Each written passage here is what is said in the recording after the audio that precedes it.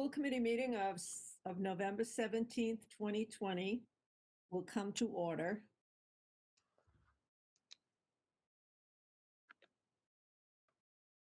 This meeting is being held in accordance with the Governor of Massachusetts March 12, 2020 order suspending certain provisions of the open meeting law, General Law, Chapter 30A, Section 20.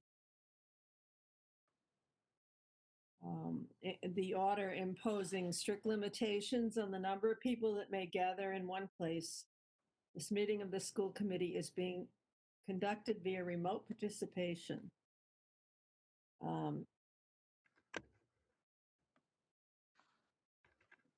Number access code is 173-318-4630.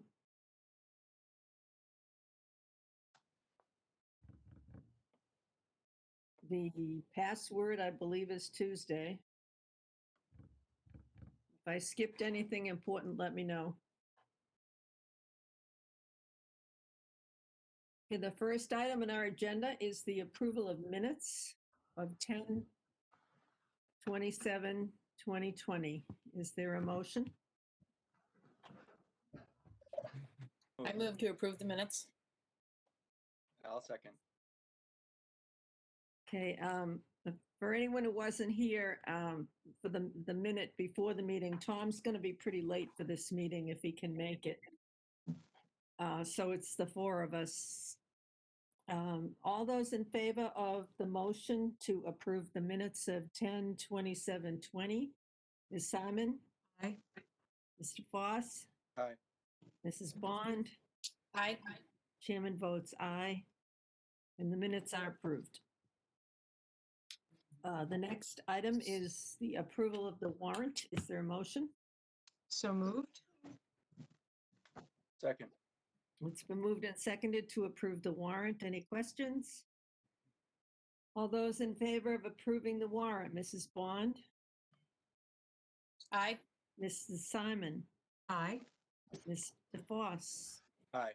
Chairman votes aye, 400.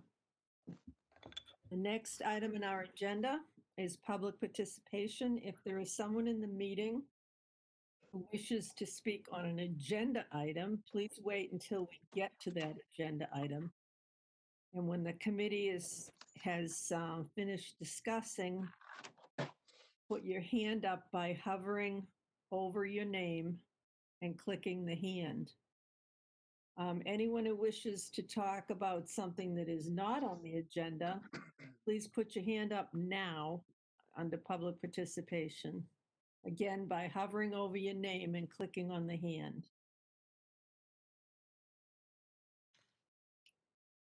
Bob, you let me know if there's anyone who wants to speak.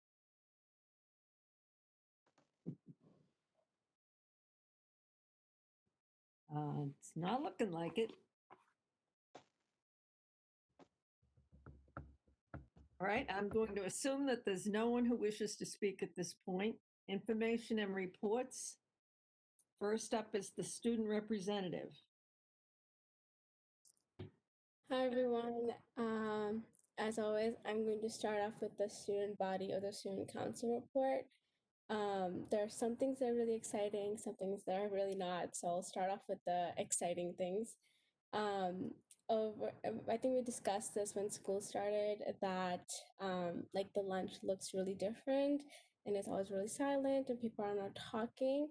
So an idea that the executive board of the student council had was to have our own music playlists to play during the lunches. So I created a playlist using song recommendations from students on Instagram. I asked for recommendations and then I developed a Spotify playlist, which has now been playing during lunch for the past 2 weeks, I think.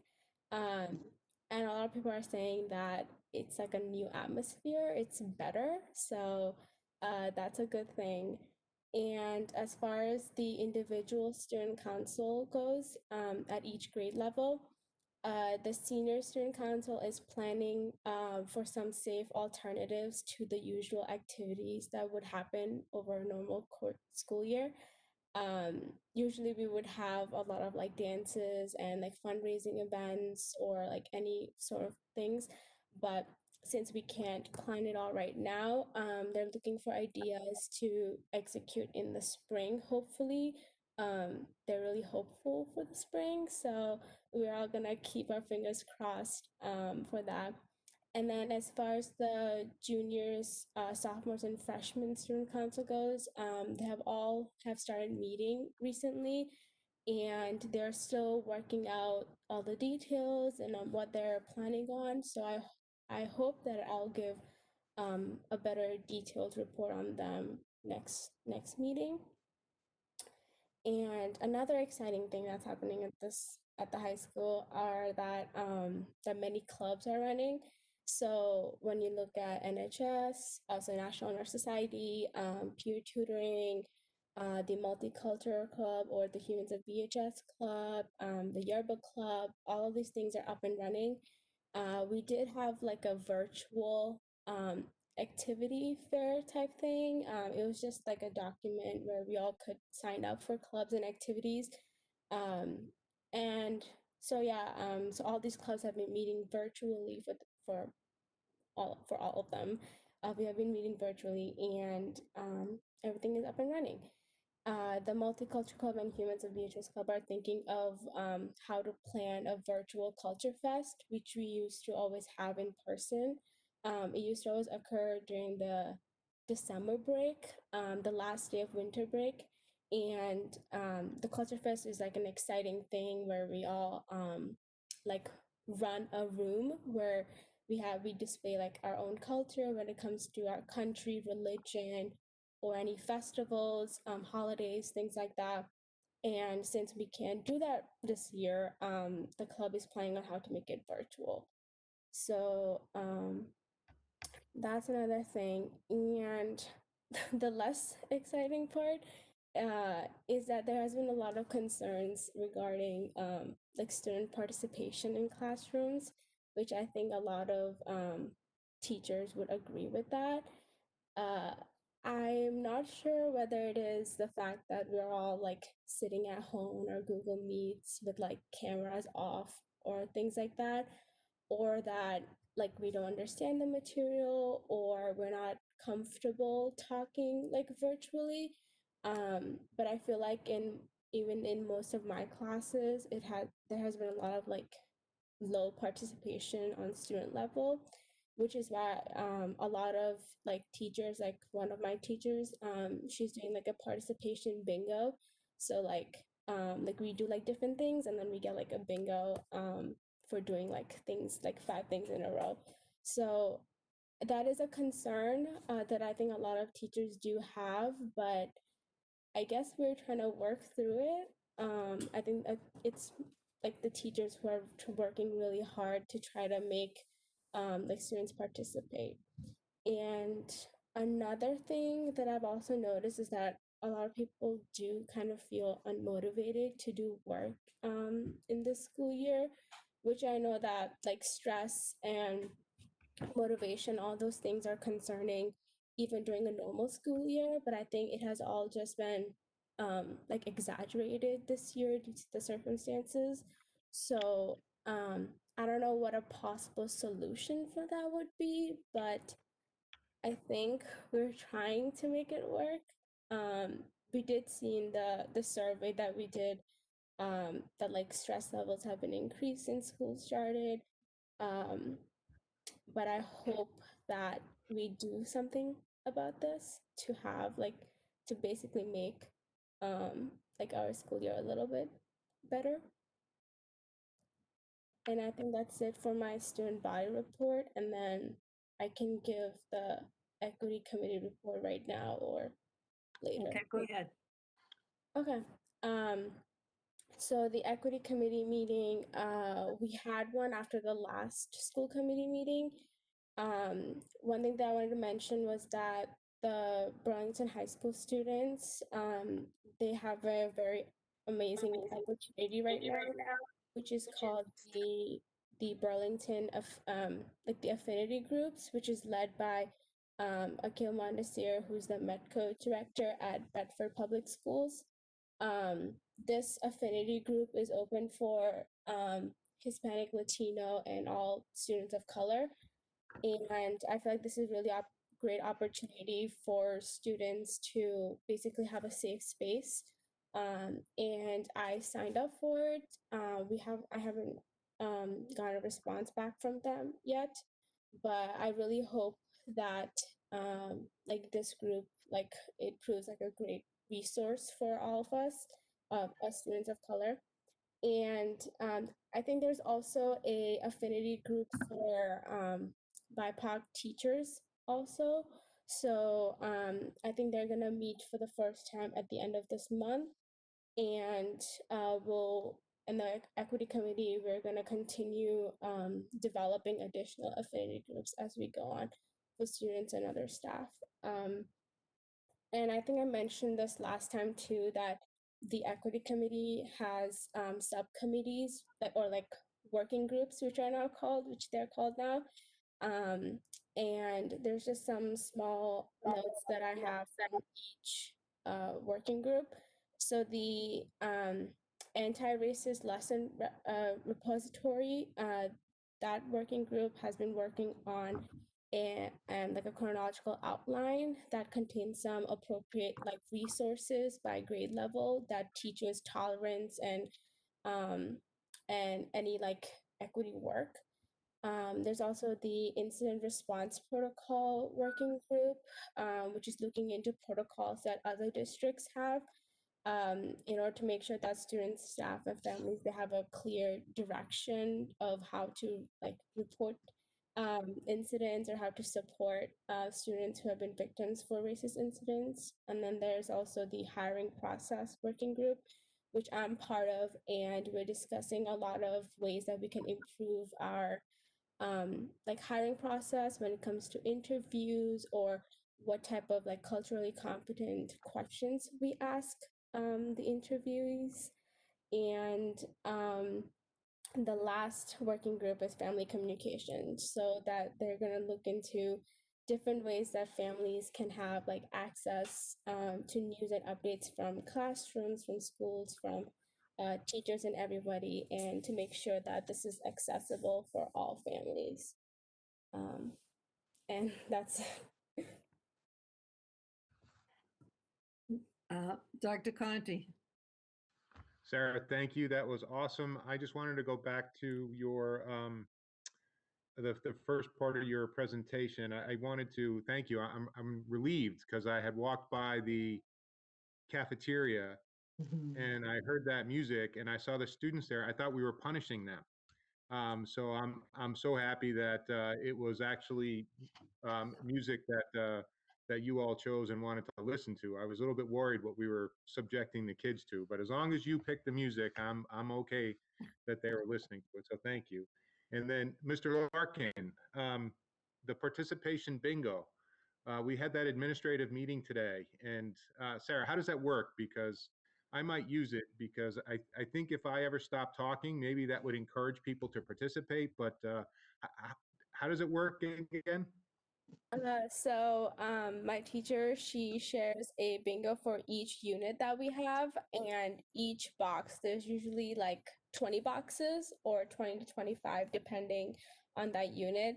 And each box could say something like ends in awkward silence with an insightful comment, or ask like a topic related question, or like is the first one to type in a relevant question in the chat box. So there's different ways that it's like customizable. And then once you think that you got that square, you like circle, and then you write down like how you got that box, and then you get 5, and then you get bingo.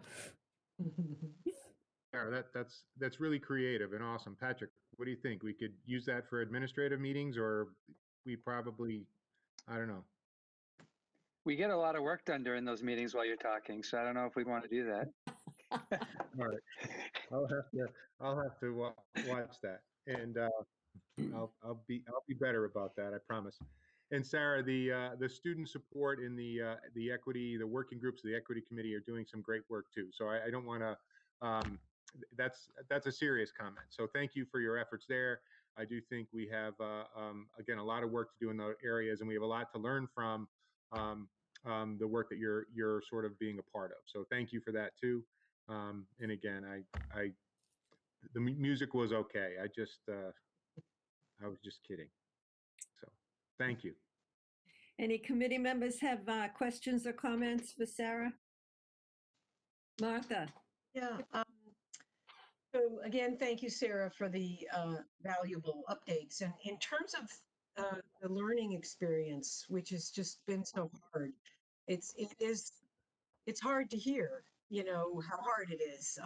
And I know it is, and I'm really encouraged to hear that there are teachers who are figuring out things like participation bingo. But I understand that creating a participation bingo is like on top of preparing all their lessons. And it's, the teachers are overwhelmed and the students are, I understand, have been feeling really stressed. So any other suggestions that you folks come up with to help the teachers and to help the students make it a better learning experience are really welcome. And I love that you figured out how to make lunchtime more comfortable for people. So that's a really wonderful thing. I'm not as good at making jokes as Dr. Conti, but it really is great to hear. So thank you for Yes, you are. letting us know. So Any other committee members? Catherine? No, I was going to say, I know that sometimes it's as simple as the teacher sometimes asking. I know that when my daughter was in high school, there was a class where a lot of were not doing an AP class, and everyone was afraid to ask questions because they all felt that they should know the answer. So the next week, the teacher actually asked them, how many of you in the classroom are afraid to ask the question because you think everybody else knows the answer? And that changed the whole rest of the year. And like I said, I think sometimes it's just people assume that they don't want to ask because it might be embarrassing to ask. And I don't, like I said, it's as simple as a teacher sometimes just pointing that out. No question is a silly question, right? Right. Anyone else? No, Carl. Okay. Sarah, I wanted to ask you that was a great report. Thank you very much. I wanted to ask you, is the student participation, is it more of an issue on the remote days? Or is it equal remote and in person? I think what happens is that if one cohort is on like a Google Meet and the other one is in person, it is most likely that the people in person are gonna like participate more. Yeah. But I think that's when like the people on Google Meet, even though they're encouraged to participate, they're like hesitant to because like I don't know if it's probably because they're remote and like most of the people like we like have our cameras turned off and it's kind of like separated from like the learning atmosphere that's going on in person. So is this a situation where there's a class going on and part of the class is on live streaming? Yeah. Okay. And you feel as though the kids that are in the students that are in the room are actually more involved than those who are watching from home? Yeah.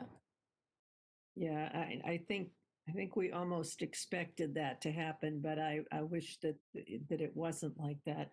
Well, now that Dr. Conti and Mr. Larkin are aware of it, we'll see what they can do to fix that. But thank you for a great report. The next item is the subcommittee reports. I know, Carl, you can do yours under subcommittee reports, but are there any other subcommittee reports? Mr. Murphy's not here, so he can't give us a rec report.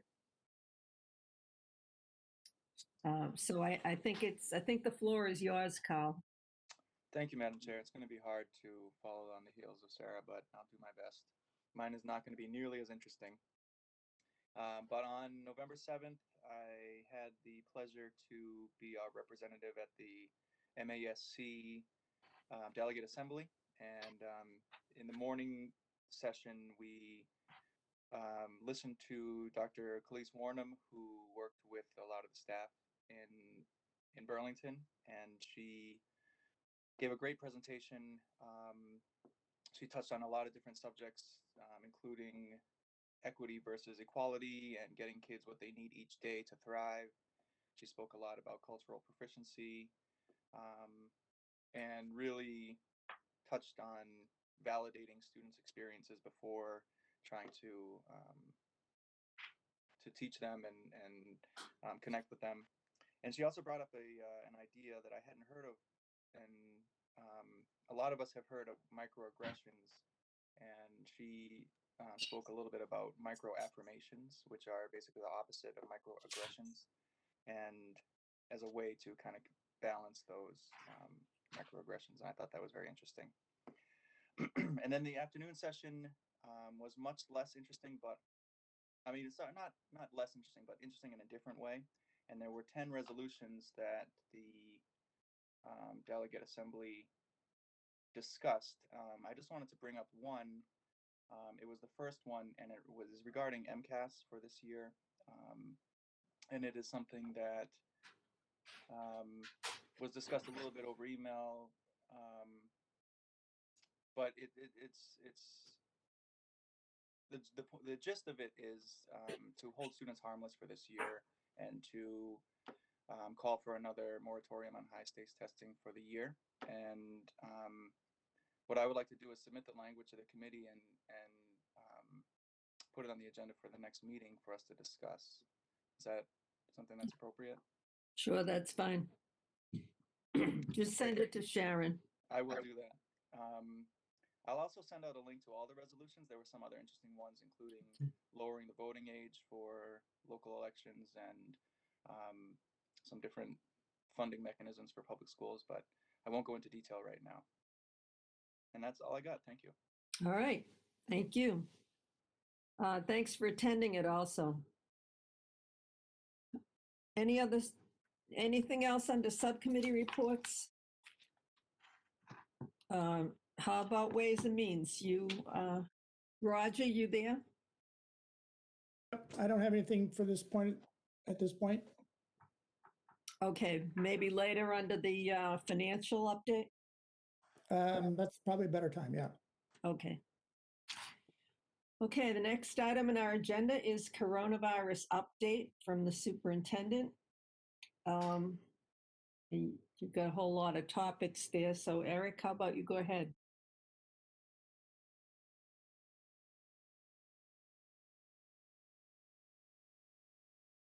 You're muted, Dr. Conti. Unmute me. Thank you. Thank you, Madam Chair, is what I said. And I wanted to say when we started the school year, we discussed if we made it to November 1st in person, that the year would be a success. So here we are, November 17th. I do want to remind the committee that we started in person on September 10th. Many school districts didn't start bringing in all of their students to their in-person or their full cohort of grades until well into October. We've been doing this, I think, for as long as anybody in the state in terms of our in-person instruction. I think the safety precautions we put in place, because that was our first priority, have largely been working. We haven't seen school spread, cases spreading within the school case by case yet in terms of our contact tracing. The cases that we've been made aware of in school are largely coming in from the community or from outside into the schools. So I think the safety precautions we put in place, I hope are contributing to that. We've seen rising COVID rates obviously in the nation, obviously in the state of Massachusetts, and in our community as well. And I think that continues to be troubling. Schools are a reflection of the communities in which they sit. But again, as of late, we've been, I think, lucky in that we haven't seen school spread, but I want to make sure it's not just blind luck. I think we've put the precautions in place to make sure that we're not seeing the school spread that we've seen. The governor has, I think, last week or a week ago Friday, changed some of the state metrics that we were using in regards to recommending where schools are. And I think some of those recommendations are a little bit premature from my opinion and my perspective. But I think we do need to be made aware of them. And I think we are looking into how we could potentially follow those new metrics and what are some of the things we would need to do. And I want to discuss that a little bit later. But in our response to the governor's new metrics, the State Superintendents Association, which I strongly support, asked the state to really address three primary things. I think they need to address the social distancing guidance that they provided us during the summer. I think they really need to do a public relations effort. We can't return to our full capacity at the middle school and the high school unless the recommendation for social distancing goes from 6 feet to 3 feet. And I think the public would need to be convinced, and our employees would need to be convinced that that's safe. I don't have the expertise to do that, but I'm saying if the state believes that that's the case, I think they should make that argument and they should present the research. I think the second thing is they're going to have to adjust their transportation guidance or recommendations right now. They can't require that all kids attend school, but have our buses operating at 35% of capacity. And that just doesn't make sense, and that's counterintuitive. So they would need to, again, change their transportation restrictions so we could get the students to school. And I think that needs to be a state conversation, not a local Burlington conversation. And I also think they need to involve themselves in collective bargaining. If we could operate open schools back full, and if we can't convince our employees that it's safe to return and they don't show up, then we can't run schools. So I'm a strong proponent of local control. I like that we sort of have Burlington schools reflect Burlington values. I believe sort of that in that strongly. But in the case of the pandemic we're in, I appreciate that everyone wants students back in school full. I do as well.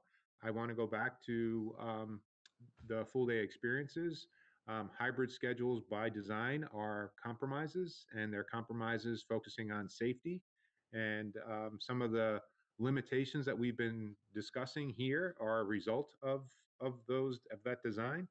But I don't think we're ready for a full return unless we have some significant support from the state or some significant changes at the state level.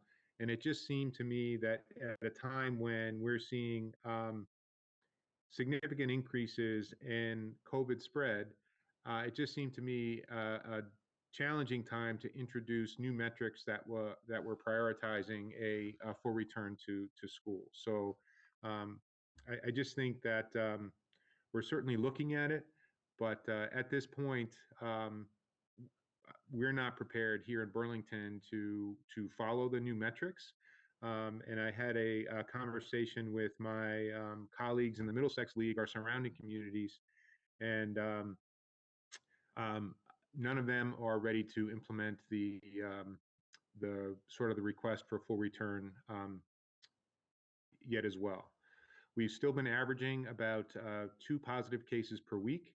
The impact of those positive cases depends on the individual situation surrounding that case.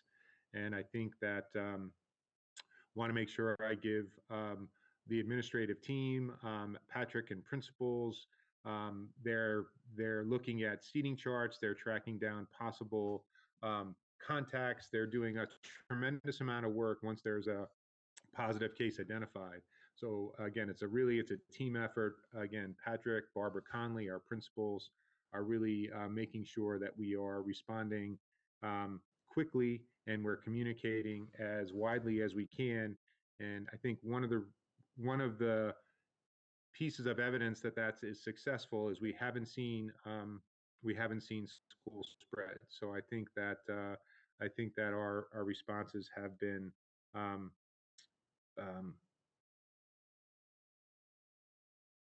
contributing to not seeing school spread where we are.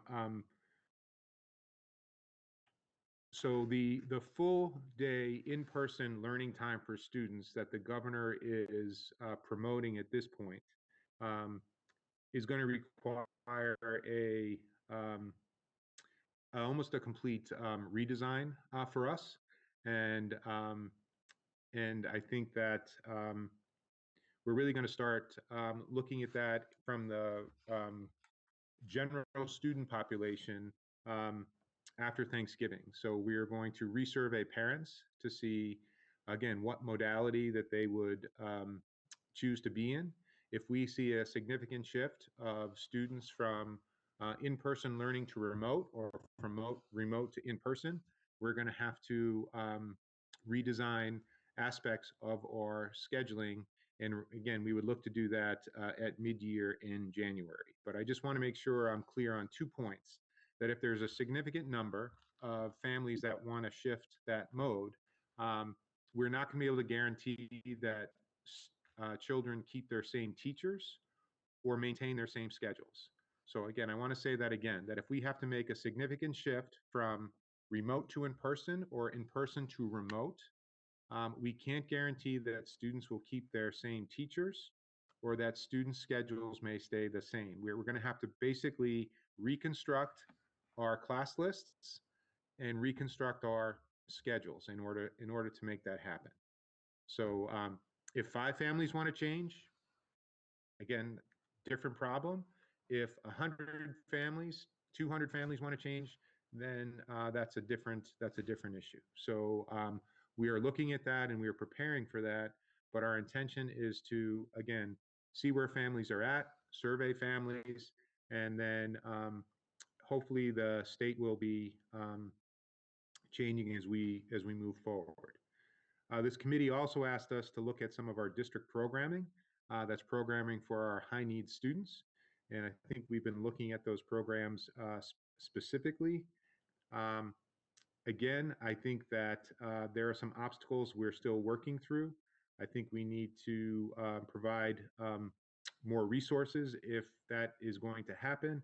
And I just want to caution the committee that again, I'm not saying it's impossible. I do think it's possible, but I do think it's probable if COVID rates continue in sort of the pattern that they are, it's more than likely that the district may need to go fully remote, at least for a period of time. And one of the primary reasons we kept a remote part of every student's day, elementary, middle, and high school, is because they may need to shift to a fully remote experience because of the number of COVID cases. And so the teachers need to be familiar with teaching remotely, those that aren't assigned to a fully remote schedule, and the students need to be prepared to learn remotely. So those skills that the students are learning, even if they're struggling with it, and I understand they're not ideal, but I do think, given the rates that we're seeing, it's probable that we may need to close down at least for a period of time while we try to contain some of the spread that's occurring. We've seen 2-week closures or 14-day closures in neighboring high schools due to outbreaks there. And again, some of our closures may be school by school, but in the level of spread that we're seeing, and again, I know the governor has added different metrics that they want to see high levels of community spread and high levels of school spread, and that's their recommendation. But my understanding is that it's still a local decision for us to make that determination in consultation with the Board of Health. So, so again, I just wanted to, I know at our last meeting, it was asked that we look at things, and we're going to talk about the middle school specifically, but we did look at our district programming. We would require some additional resources. Again, I think we could cover those resources. I'm just not sure of um, the timing of making that change. Again, I would like to consider that as part of our overall changes at mid-year. I think if we were to push those changes earlier and go fully remote, I just think that would be more disruptive. So certainly work at the pleasure of the committee. I will share my feelings, but I just wanted to be, to be honest about. I think the reason that we've stayed open as long as we have is that we have high quality safety precautions in place. I think people have gotten used to their routines. I would say that as part of my update, before I sort of certainly will take questions, that I just do want to remind parents that we have our safety protocols so that if there's someone in the house who is awaiting test results, or someone who's not feeling well, keeping your other children out of school and home is part of our protocol. And I'd say the same thing for staff, that if a member of your household or you're not feeling well, I think that I just want to remind people that they need to stay home. Part of the challenges that we're facing is honestly not with kids, it's with adults, because we don't have access to molecular testing that is dedicated for educators, and we have to wait and schedule testing and wait for results. As COVID cases go up, the delay in getting test results back is extended. So there may be teachers who are asymptomatic, who are waiting for test results, who want to come into work and may not be able to return to work for 3, 4, or 5 days. And that has a real impact on our ability to staff. So again, when I talk to my colleagues who are shutting down for 2 weeks, many of them are shutting down not because of spread with students or students' inability to come to school. They're shutting down because they don't have enough adults in the building to run the building safely, because those adults are waiting for test results. So I think that's another area the state can really, really help us with. So again, I want to stop talking. I want to do the participation bingo to make sure you all have a chance to participate. But I do want to make sure, again, I'm answering your questions. Is we are looking at expanding to full day, full return. I just don't believe now is the time to do that, especially with the holidays approaching. But I will answer questions about that, and then we can certainly talk about the middle school specifically. Questions from the committee, Martha? Yeah, thank you for the report. No, it is encouraging that we've made it this far with the schools open to the extent that we have been able to. So it was a huge, monumental task, and so thank you for doing that. Thank you to the teachers for making it happen. I also want to thank the families, because to the extent that it is working, we also have families who are checking their students before they send them, and everybody's contributing. So I think there's a lot of gratitude to go around.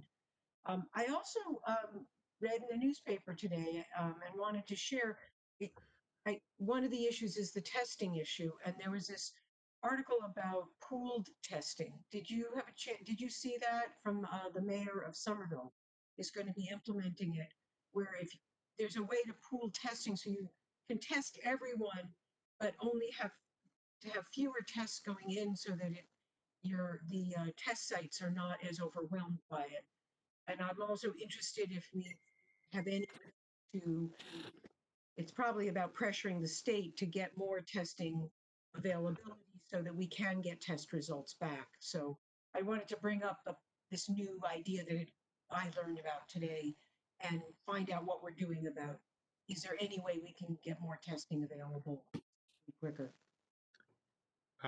Again, through the chair, Ms. Simon, we are looking at those possibilities. There are districts that have formed partnerships with places like the Broad Institute, and they are getting people tested. It's expensive. There's a cost that's borne by the district, which again, I think we could certainly look into that. We're looking at it again across communities. We're hoping that if we can do it across multiple communities, the cost would go down. I know the city of Woburn has made testing available for all residents and all employees of the city. So I think there are individual communities that are providing that type of testing, and there are private schools. I work pretty closely with the headmistress from BB&N, and she tests voluntarily. She does pool testing for all of her staff, and they're tested on Friday voluntarily. She gets the results on Sunday, and then she does that every week. Again, there's a significant expense to doing that. So I do think we could look to implement that. I think that the testing again is expensive. You need to do the molecular testing, not the rapid testing, in order to get better results. And I honestly feel like that would be something that would be far more effective if done across districts. And boy, wouldn't it be great if the state prioritized testing for teachers and educators so we could have them available to work. So that's a little bit beyond my sphere of influence. But I think, Ms. Simon, I think testing, access to testing and speed of result is having an operational impact on schools and in Burlington as well. Through the chair, Go ahead, Martha. Martha? I'm sorry, I had unmuted. Please let us know if there's something we can do as a school committee to pressure the state to provide these kinds of resources that would help all around. So thank you for that. Other committee members have questions? So Eric, when you were addressing full-time, were you addressing the request that we've been putting on the agenda for students with some students with disabilities who really need more time, or have you gotten to that yet? No, I did, but I can do a better job of that. Just briefly. So again, we looked at the program at Pine Glen primarily. There are 4 programs, 2 that are full inclusion and 2 that are sub-separate. Is it only the Pine Glen programs that you're looking at, though? I mean, there are a lot of kids with special needs besides those programs. I think we're looking at that's where we started. I think we're looking at the programs given the state's definition of high need students. So we're looking at the students that we are serving that meet that definition of high need that the state has created. Okay. So we would have those district programs again at Pine Glen, Francis Wyman, the middle school, and the high school, and where we've done, I think, the most work to date looking at the Pine Glen program. And again, I think there are resources that are going to be needed. I think there's going to need to be some bargaining to do that. And I think there are some problems that I will try to specify to the committee that we're working on solving. Even if we can solve all the problems, I guess what I'm sort of saying is I do believe there's some value to the remote experience, especially if we do have to go fully remote. And I know not everyone agrees with that, and I appreciate that.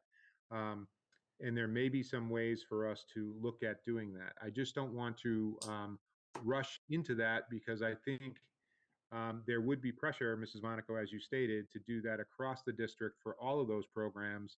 And I'm not sure, we don't have the resources in place to do that yet. So, Okay, so the numbers, the COVID numbers right now are not great. They've gotten a lot worse since the summer. I'm just sort of generally summing up what I'm thinking about.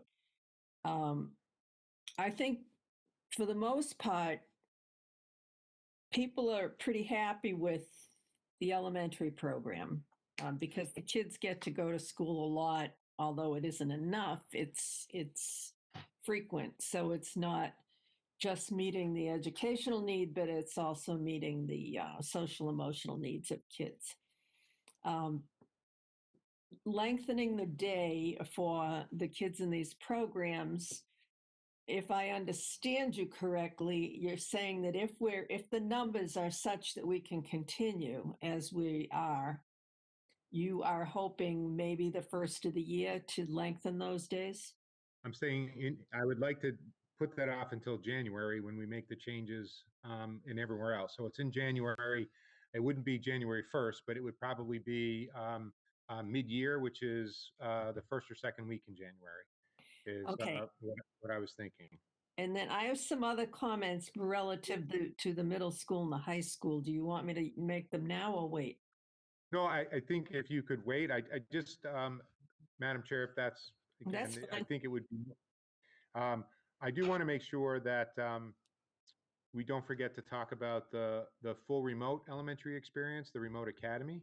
And I think some of the feedback that I've received is it often doesn't seem like I'm speaking about that Right. group of teachers and that group of students as well. So I do think those students are having a very good experience as well due to the efforts of the fully remote teachers. I think that they are trying to build connection and build relationships. And I do think they're meeting the needs of the families who wanted their children to have a full remote experience. So I think I think I don't want to only talk about the students who are returning in person or the in-person experience. I think we have 400 students and 30 staff members who are really working very hard to make that full remote experience valuable as well. And Mr. Musselman, who's been sort of administrating, overseeing the program, I think has been an excellent communicator and has been trying to keep parents informed. And I just don't want to overlook those efforts too, because we tend to focus on the logistics of in-person, and there's a tremendous amount of work and creativity and planning going into our remote teaching as well. If we were to go to full return, I think I did get a question from a committee member over the last weeks or so, that if we were to go full return, we would still want to honor the families that wanted to keep their children full remote. So as we're planning, we're always planning two modes of instruction. It's always fully remote with something accompanying the fully remote. So I don't think the governor is telling us that we can no longer deliver a fully remote experience. I think what they're saying is they're uncomfortable with hybrid, and they want to see our hybrid schedules go to a full return schedule. So again, we would always have the fully remote, and then to accompany the fully remote, then we would have a full return. But again, I don't see us going to the full return again until the state puts forth an effort to convince everyone that 6 feet is safe at 3 feet, and that they change the transportation restrictions that we have, and they help us again convince all our employees that it's safe to return in those environments. So I think I think we have a lot of work to do, but just before we move on to the middle and high school, I wanted to make sure that we just took a couple minutes to recognize and the remote teaching that's happening, the fully remote teaching that's happening across the district. Catherine. Yeah, I see that Sarah is still on, and I don't know if I can ask her, but I know, I think I'd asked her the last meeting how the fully remote high school students are doing, and I don't know if she has any update or has got any feedback, but I'm very curious how they're feeling in general, or if she's willing to talk again. I haven't I actually don't have a lot of friends who are doing all remote, so I don't have a lot of feedback on that.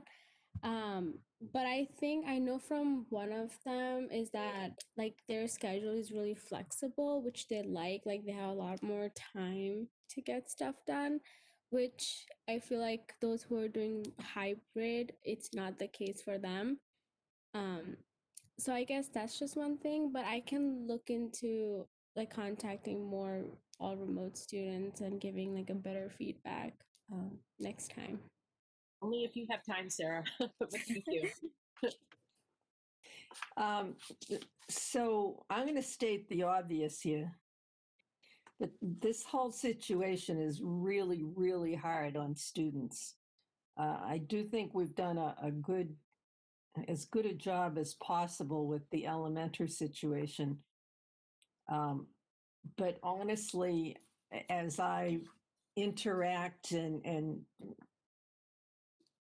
I'm made aware both through my own large family and people that talk to me all the time or send me messages, I am really, really concerned about not only all these students falling behind academically, but the social emotional well-being. I have just seen so many students, kids, children suffering from so much alone time. It's tough. And thank God we've got vaccines coming because this can't end soon enough. Eric, why don't you go on to the next topic, marsh assignments? Yeah, I will. And Madam Chair, and I do think even if the vaccines come and we return to our more typical schedules, all of the educators realize that this is going to be a multi-year recovery from a teaching and learning perspective. So it's not going to be something that we can turn around in weeks or months or even a year from my perspective. I think we have outstanding teachers. That's not what I'm saying. I just think it's going to take us a couple years to really recover some of the instructional time um, that's been that's been lost. So again, for the middle school, I know we had some specific questions. Carrie, Ms. Purchase is on the call tonight, so I want to give her a chance to discuss some of what she's been working on. I do want to give her lots of credit. She's been having meetings with both parent groups and with her staff. I think she's looking at options and possibilities, and I think they are introducing some changes, and they're going to study some of the results. I think one of the things that Carrie spoke to me about is in order to provide a safe environment, they certainly made some compromises. Um, they didn't limit programming at all, which really is trying to fit a whole lot of program into a pretty shortened time. And any time with scheduling is about making choices. And our choices for the fall were to really to prioritize safety first. So with 6 feet of social distancing, with two cohorts of students, we can't deliver the same program. And I just hope that that is just a reality to people. We are doing the best that we can. But we don't have the physical room to have all the middle schoolers back in the same way that we have the elementary students back 5 days a week. So I think, Carrie, I know you put a tremendous amount of time in. I know that you looked at some different middle school schedules and models. And again, every one of the ones that you looked at also compromised. And it really is going to depend on which compromises we choose sort of to maintain, or which ones we choose to keep, and which ones we choose to maybe move away from. But thank you for all the work looking at your schedule. So if you want to maybe talk a little bit about the process, and then some of the pilots that are happening, and then as we move to survey parents again and move into January, maybe some of the changes that we could consider. And this is not going to be the last time we talk about it. So please don't. This isn't. This is more of a conversation. We'll have more time for a formal presentation if things are going to change at mid-year. Thank you, Dr. Conti. So we certainly, I just need to echo, like, we want kids in school too. This is not ideal. This is not, no one would plan or design a school schedule where half the students were at home, half the students were in the building. So I think that we are looking at ways and trying to find more instructional time. So we understand the concerns, and I want to thank everybody who's reached out to me directly or who took time to complete the earlier survey. And I'd also like to thank the volunteers, both the educators and our family members who are serving on the newly formed or merged remote learning advisory group. We had our first meeting a week ago Monday, and we have our next meeting this coming Monday. And so that was during that meeting, we had an opportunity to kind of look at the past work. So we revisited some of what was done with our reentry team over the summer and looked at some of the decision making there. We also looked at some of the feedback that the district working group had provided. And, you know, I think that the theme that came out of that is that we need to work to identify more instructional time. And on our next meeting, we're going to be, you know, looking at some different options and solutions and to get some feedback from the various stakeholders in that group. So just, I think that one of the things that, and I'm not going to go into a lot of details because I know I've communicated this with the middle school families. I think that, you know, the remote learning pieces, there, you know, were definitely some bumps in the road, trying to navigate Google Classroom, trying to be able to kind of, you know, check Aspen and Google Classroom. And so since we last met, we have implemented some changed practices to increase consistency, to streamline some of that. Not that that replaces it, but it's, you know, I think that, you know, it's very frustrating when families can't find the work or don't know, you know, or students don't know where to turn it in. So we are constantly looking at what's working, what's not working, and what we need to change. So some of the things that we're looking at with expanding instructional time is we're kind of at max capacity in terms of staffing. So it's trying to figure out how do we, you know, continue to look at ways. There was a suggestion from the district working group to establish potentially a remote academy at the middle school. There are staffing implications there, but we're happy to explore. And I think in any of these suggestions, there's, you know, kind of pros and cons and things that we would need to evaluate. There, you know, streaming has come up a lot, and that is something that we are definitely exploring because that's something that we can potentially do to increase instructional time. And I think that we also need to look at what streaming means and what the expectations would be for our faculty and for our students. We need to make sure that we have the tools in place to do it and to do it well. So I'd like to thank the committee and the town of Burlington for providing educators with updated technology that we're expecting to come in the next couple of weeks, because I'm not sure that we would be able to do it well if we didn't have better devices in the hands of our teachers. And then there's some additional equipment that from my talking with other principals and districts that are doing it, that they've provided teachers that really you know, kind of set them up for success with able to be able to stream and to do it well. I want to thank Sarah for sharing her kind of feedback earlier about kind of that engagement piece, because I think that's something that we really need to look at, because just providing and exposing students to more instruction doesn't mean that it's going to increase learning, especially if they're not active participants and engaged in that learning. So I think that that's something that as we go forward that we need to be really clear with. And I also feel strongly that we need to be consistent. So we have 3 teams at each of our grade levels, and we need to you know, make sure that as Dr. Conti talked about, there's going to be some challenges, and it's going to be a multi-year recouping that comes from this in terms of the academic pieces. And one of the things that I feel strongly is, in order to accommodate that in the future, we need to make sure our students are landing at similar spots at the end. So when we look at piloting streaming, we need to make sure that we're doing it across a content area at a grade level initially.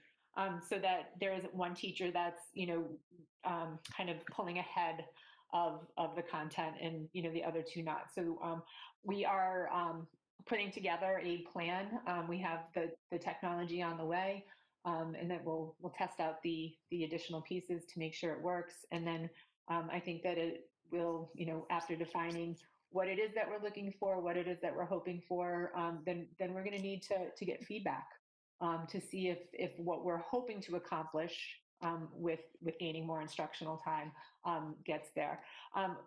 We will also see some changes in our schedule, not how things are happening, but in terms of the timing of the day.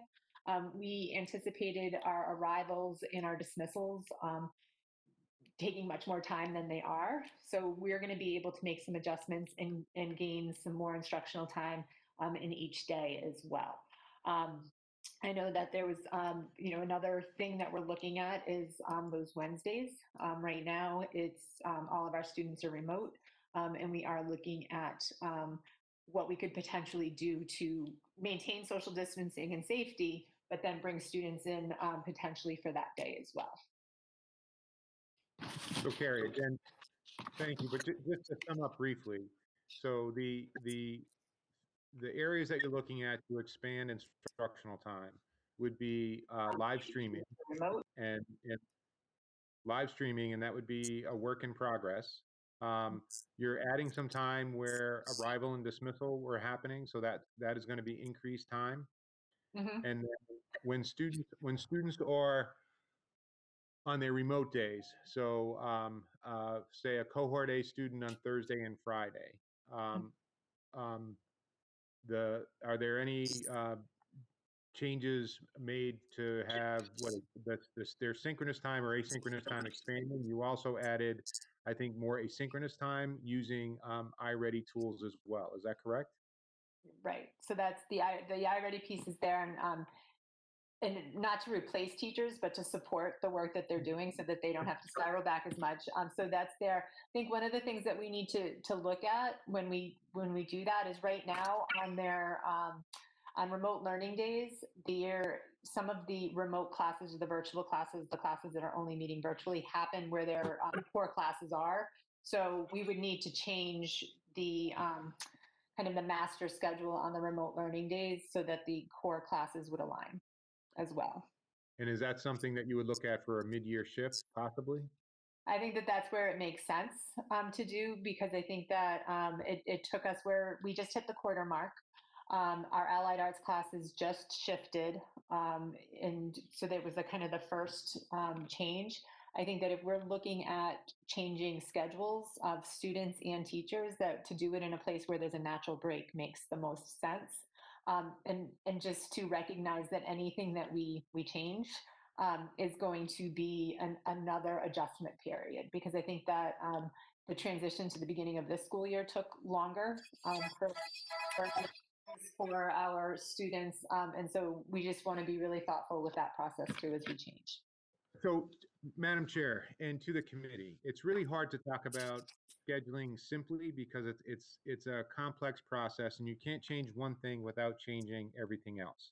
So one of the fundamental differences with our middle school schedule compared to some of the middle school schedules that people are asking us to look at is that we put a lot of effort into keeping cohorts of kids together.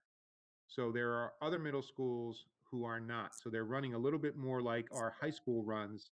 And that would mean that if there were students traveling and mixing between classes, we might have more flexibility.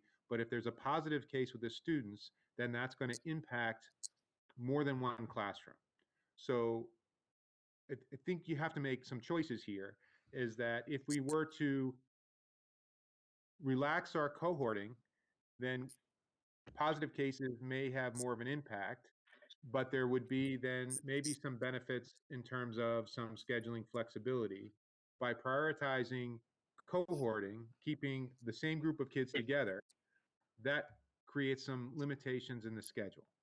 So again, we could do this for 4 hours and go through every single schedule and talk about who gets what and what the compromises are. but I just wanted to explain one big difference. And we chose the safer course. We chose to keep the cohorts of kids together. If the situation changes and we feel like we can safely mix the kids, and we have other safety protocols down, then that might be something that we can look at. But again, that was a conscious choice for us to keep the cohorts of kids together, but it did create some limitations in terms of scheduling and how and when classes meet. Is there anyone on the committee who wishes to address this besides me? Oh, good. Thank you, Paul. Okay. Carrie, I understand that you guys are working really, really hard, and this is a miserably difficult situation. And all your efforts are greatly appreciated, and that of the entire staff. As a school committee member, I feel as though I have to tell you what everyone is telling me. And I know you're trying to come up with ways to increase learning time.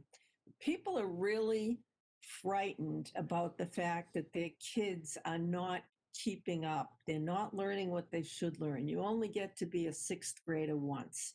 You only get to be a seventh grader once, etc.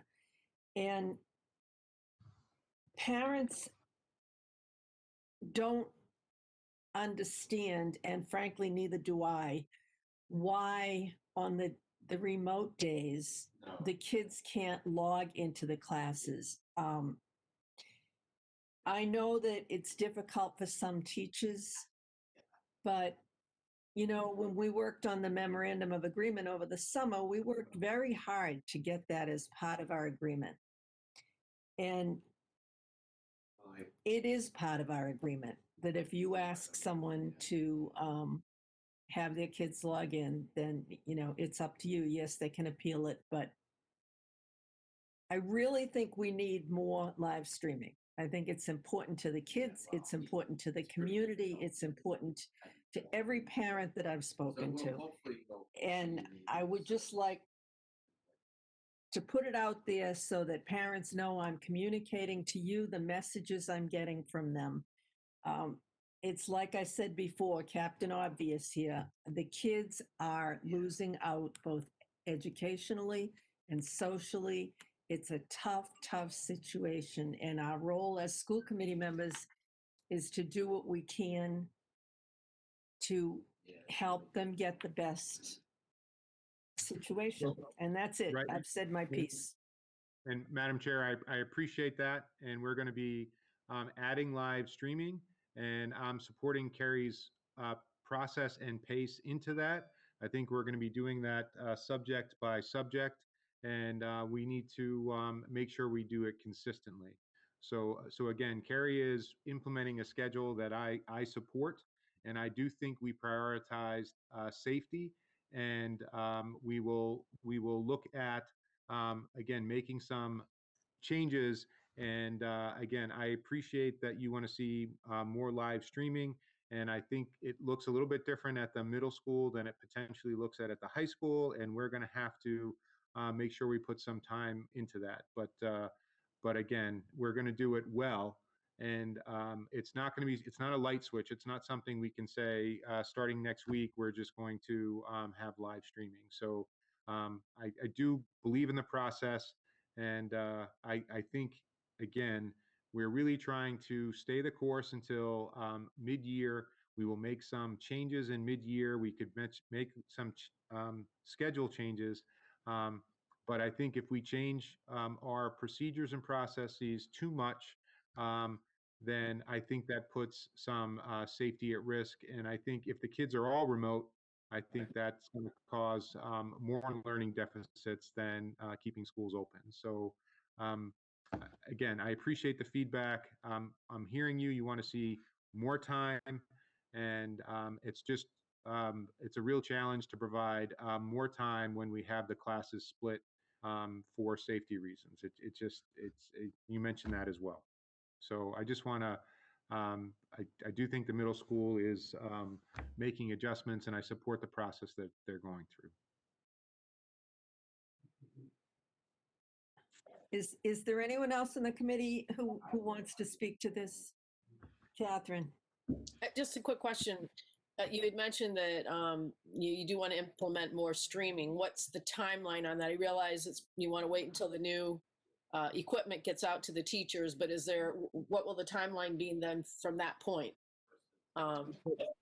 Again, Ms. Bond will probably get the equipment out. We'll probably need to do some pilots. And then I think what Ms. Purchase mentioned is we would pick a department and make sure that all the kids are getting sort of that same experience. And I'm not sure the sequence of departments, but that's certainly something we can bring back to you when we have that. So it should be, I think in the January timeframe is what we're talking about, really sort of making progress in these changes.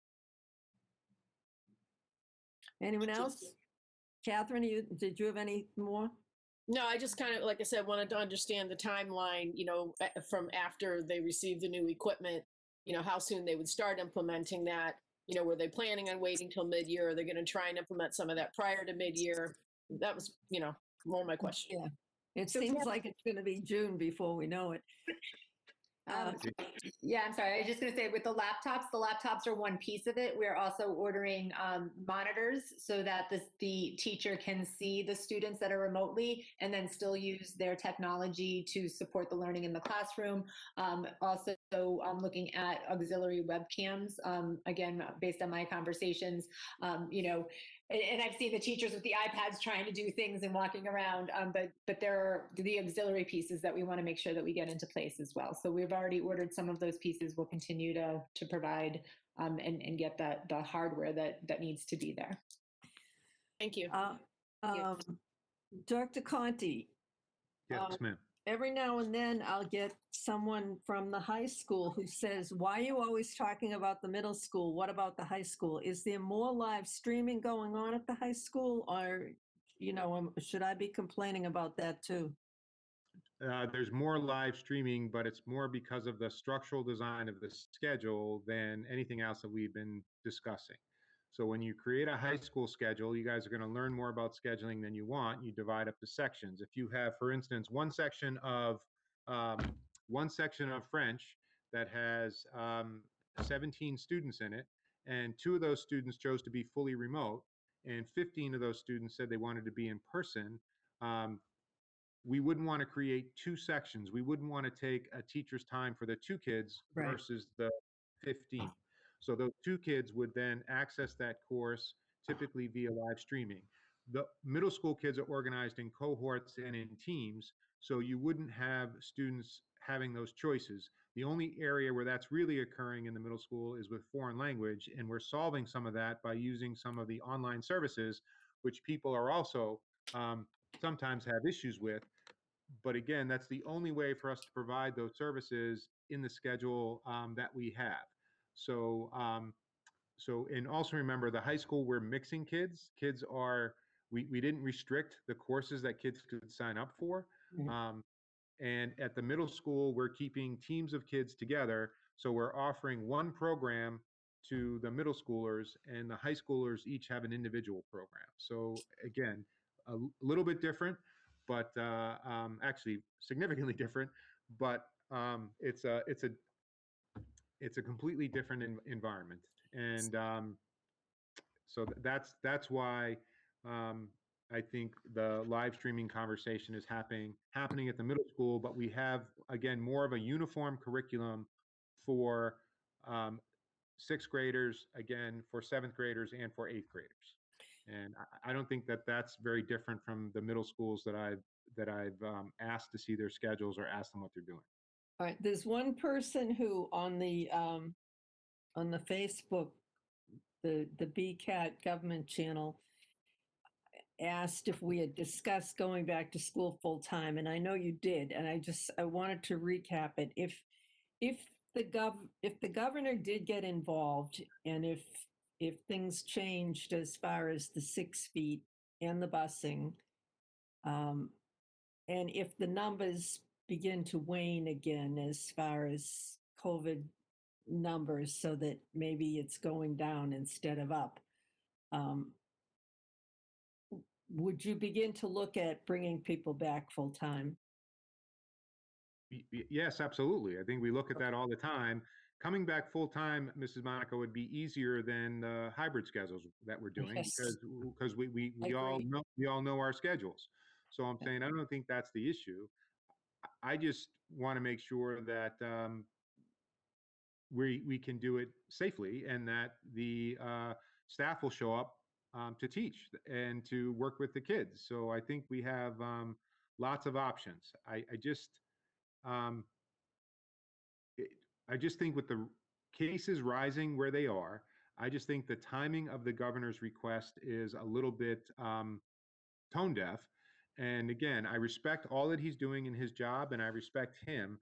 All I'm saying is I think the state has more work to do before they sort of have schools return to full return. We all want to do it. I think if it were possible and safe, you would see many districts motivated to return students to a full schedule because honestly, it's easier.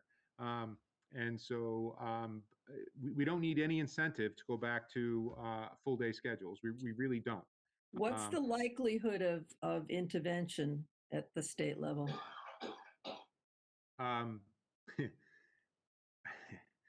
Oh, come on, just tell us. I think that the state puts demands out, but then says we're a local control state. So I'm not sure.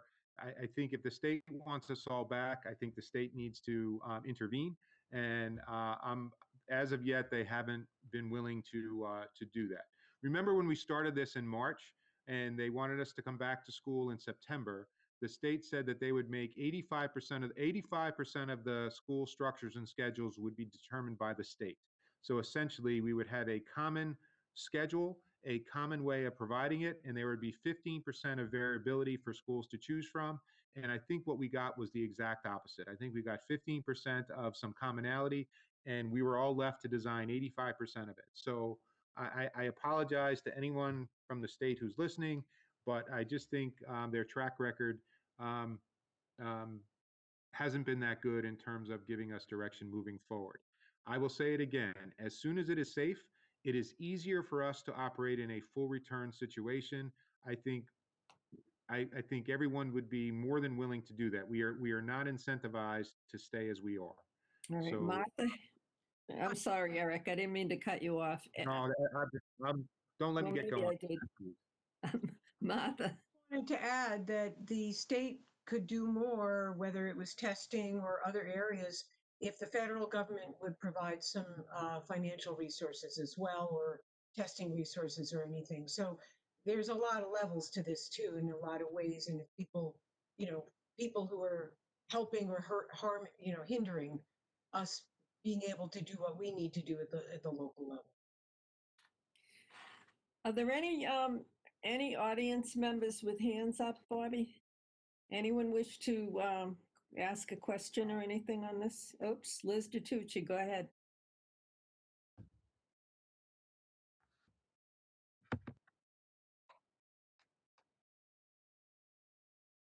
Liz DiTucci?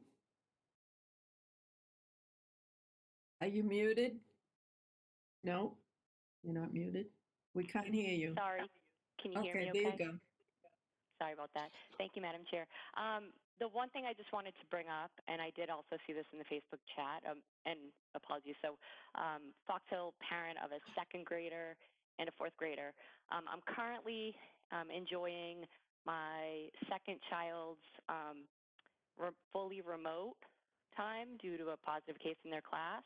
So I've been through this once. On my second round, first off, the teachers have been amazing, and the staff at the school has been amazing in the communication. So tip my hat to that. But I do want to request that some reconsideration of how we determine close contacts and how we shut down the classrooms happen. I know there's a lot of classrooms across the district closed right now, and given we're not changing anything in terms of having the students in the building more, I do feel that this type of thing in positive cases will continue to happen. So I'd love to get any input or see a future discussion to reconsider what we have now. I recognize that Burlington goes above and beyond CDC recommendations, and I think we've had a really good run. And as Dr. Conti said, there's no spread within the school happening. So I just wanted to throw that out there as a potential thing to be discussed next. Thank you. Okay, thank you. Eric, do you want to address it or do you want to wait till the next meeting? No, we can put it on a next agenda. I think actually Mr. Tucci described it very well. We do have a higher standard at the elementary and middle level than we're required. I think the committee's aware of that. So we can certainly discuss that, but I think, again, I don't have any scientific proof, but I think that standard has kept our spread, school spread, has created the situation that we're in. So, but we can certainly discuss it and go through those protocols again. Would love to have Barbara Conley as part of that conversation and see if Susan Luminello is also available. And Patrick does a lot of that detail. So Patrick, I'm not sure if you want to comment on that, but we can put it on. Just briefly, Go ahead. Just briefly, thank you, through the chair. I think it's a great question. We were actually talking about that ourselves a few weeks back, but now looking at what's happening across the state, I think it's unwise to make a change right now. But again, if things start to settle down, I think we definitely should talk about that. But I just think the timing right now is not, it's not wise to be less cautious with protocols with the numbers that we're starting to see. That's just my opinion, but I definitely think it should be a bigger discussion with some health experts, not just my opinion. So again, Madam Chair, we'll certainly put it on. We can put it on next agenda, or depending on availability, we can have a more in-depth conversation. Okay. One other question that popped up on the Facebook thing was, and I know you already mentioned that if we had a lot of people come back or go out, in other words, switch from remote to hybrid or vice versa. The question is, do you have any idea what the homerooms would look like? And I suspect that you don't. It would be something you'd have to figure out. Yes, but I think the question is recognizes that the homerooms more than likely would need to change. So I think that's the message that I want to get out to people is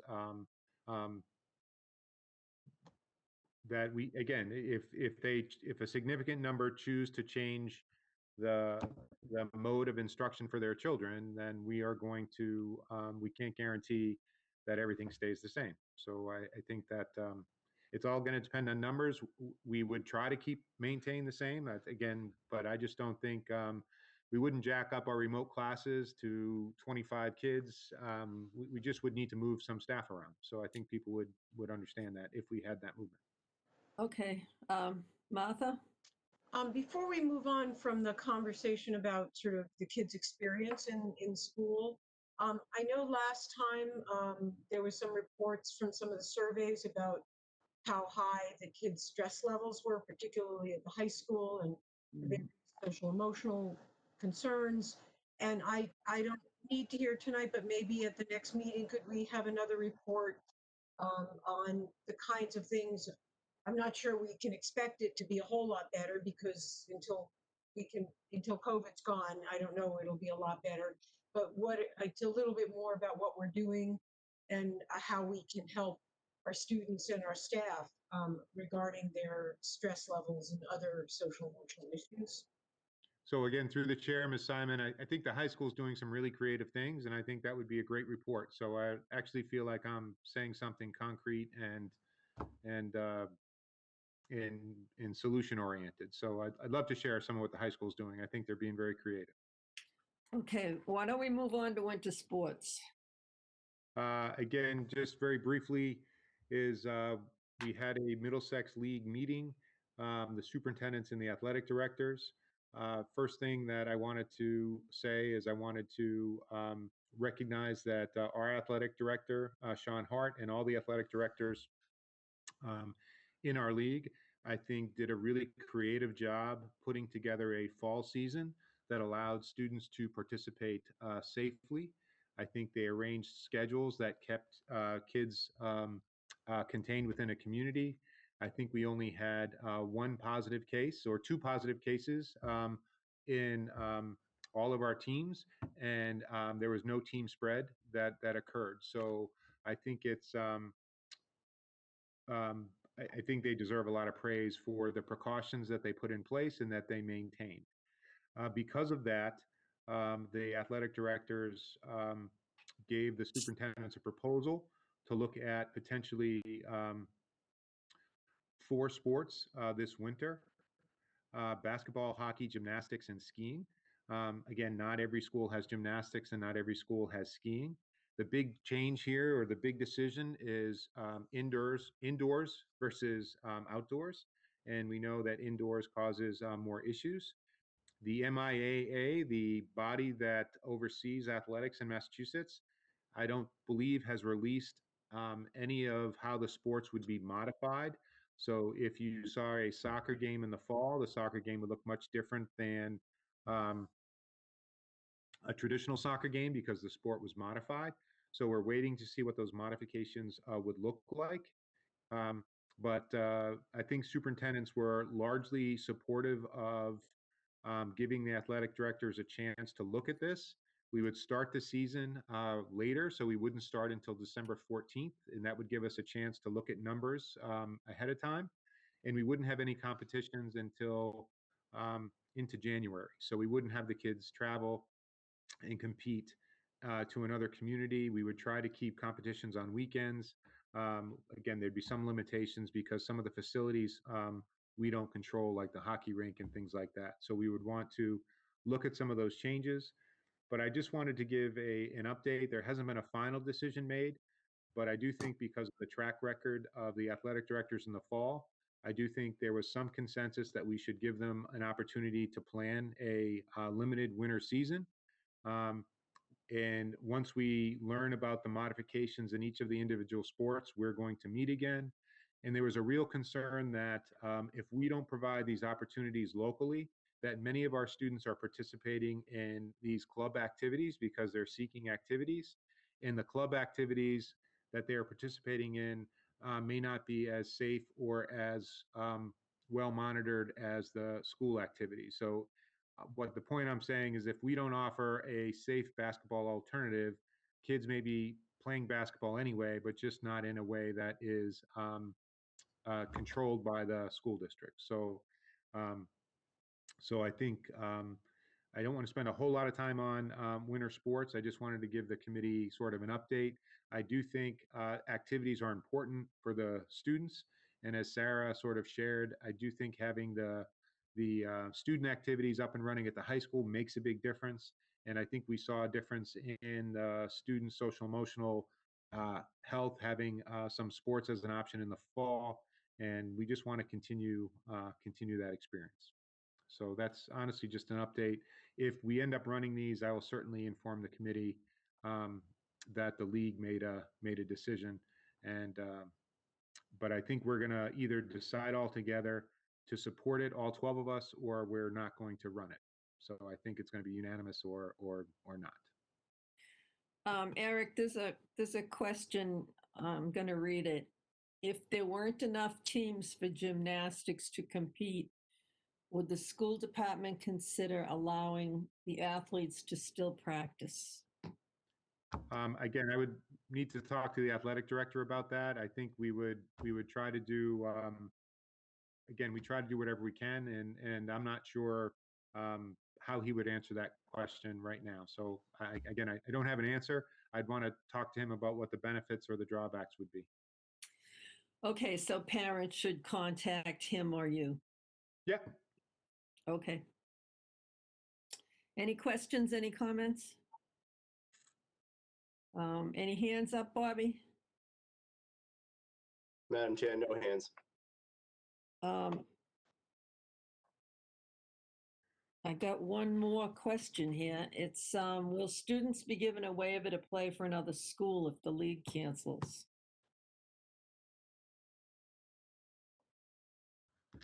I don't know the answer to that, Madam Chair. Again, We don't know, sorry. I don't know.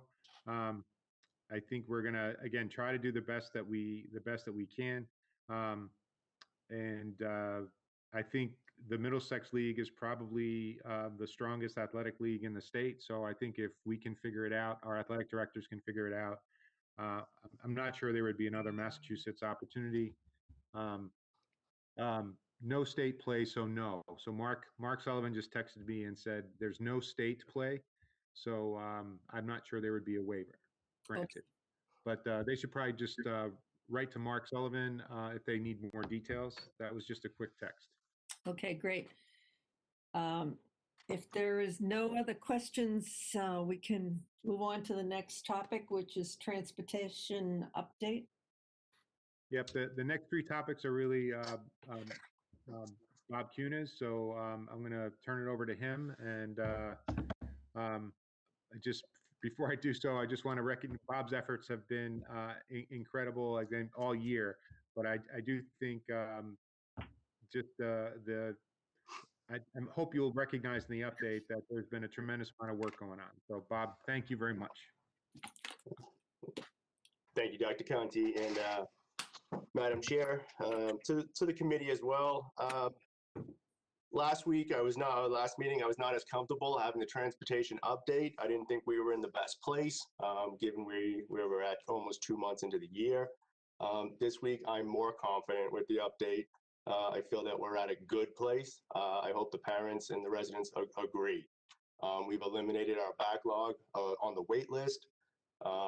We've made numerous changes to the point that I think the routes are comfortable for the drivers, comfortable for the parents. They're showing up mostly on time, again, unless there's a situation with traffic and so forth. And again, I think we're just generally in a normal place that we should have been at a month ago if we weren't in a pandemic state. I think we're right now just handling the day-to-day changes and updates that would happen normally and that are going to continue to happen throughout the year.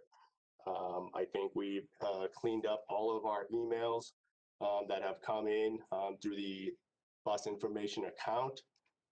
If that is a false statement, anybody please reach out to me, a resident or a parent, if I haven't responded to you or your issue hasn't been addressed.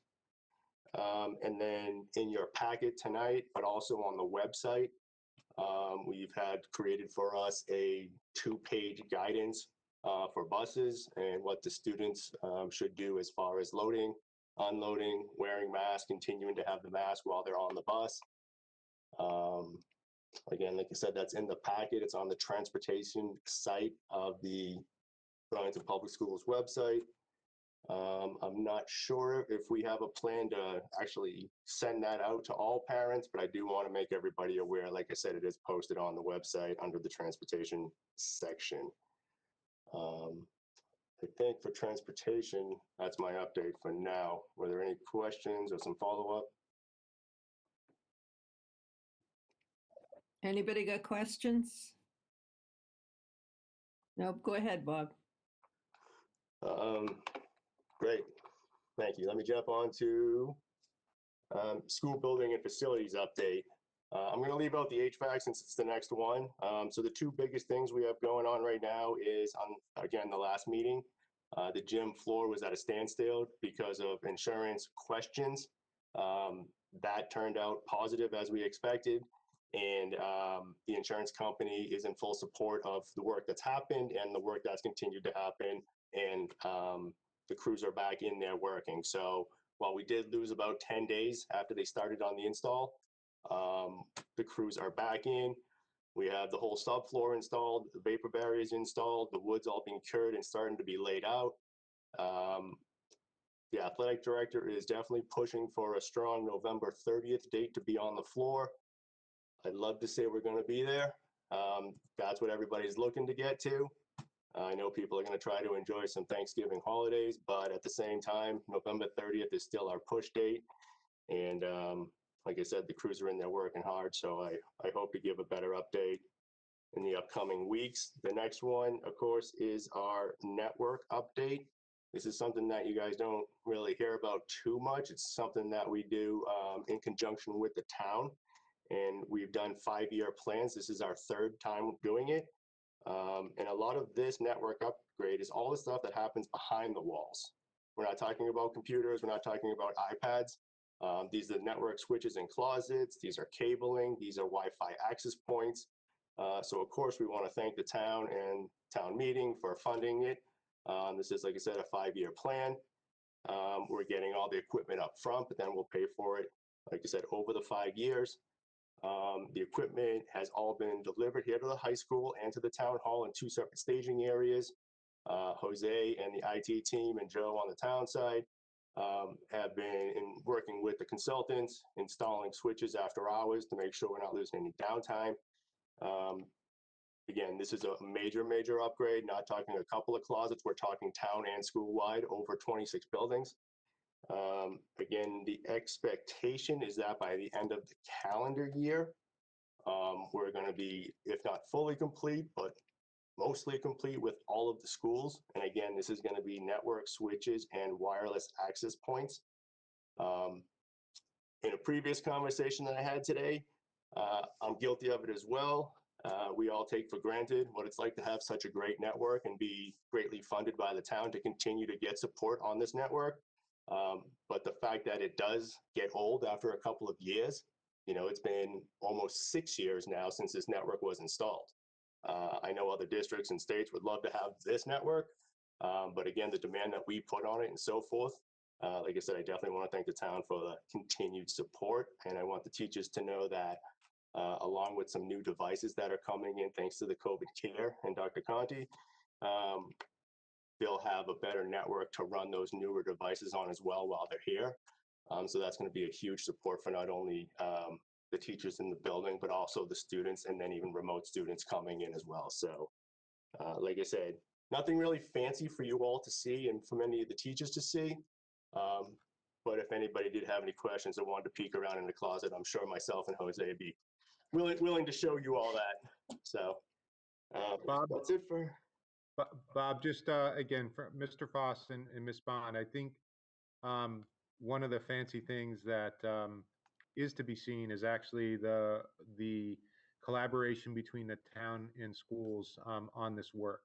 So about 15 years ago, or God, this is our 3rd one, right? So it's probably 11 years ago. Sorry, we really merged the technology departments between the town and the schools, and we created a common network, and we financed our infrastructure over 5 years, and the town pays for that with a line, capital line in their operating budget, which is honestly, I haven't seen that done in any other community in Massachusetts. And what that allows us to do is do a complete network refresh about every 5 or 6 years across all town buildings and across all school buildings. So it's something that we plan for. It's sustainable, and I think it's great evidence of the partnership between the school district and the town of Burlington.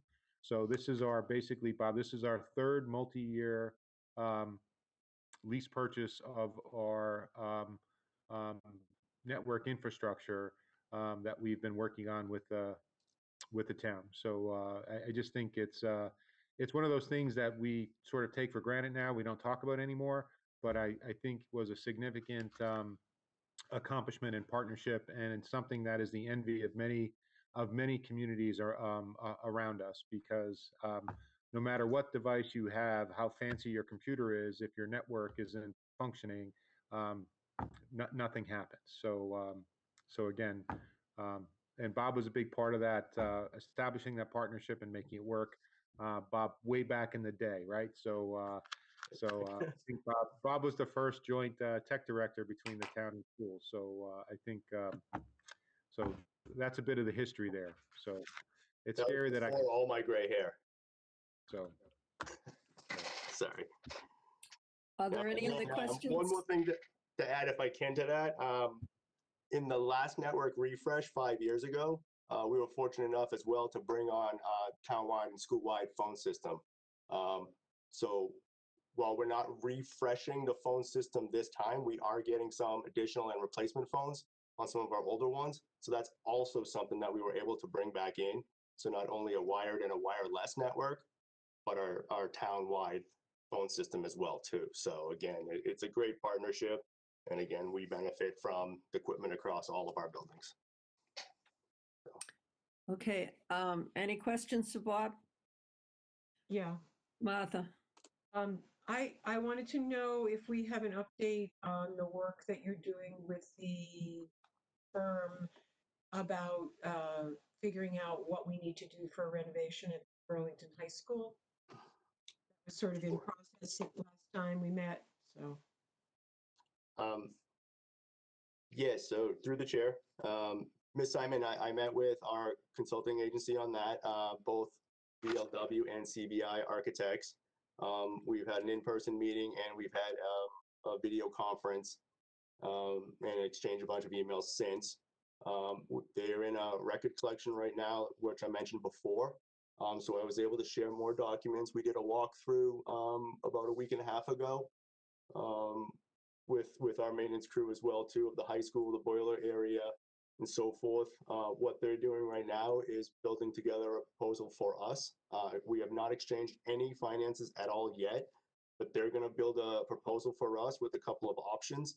And it's going to be a feasibility study, which should give us basically about a 90%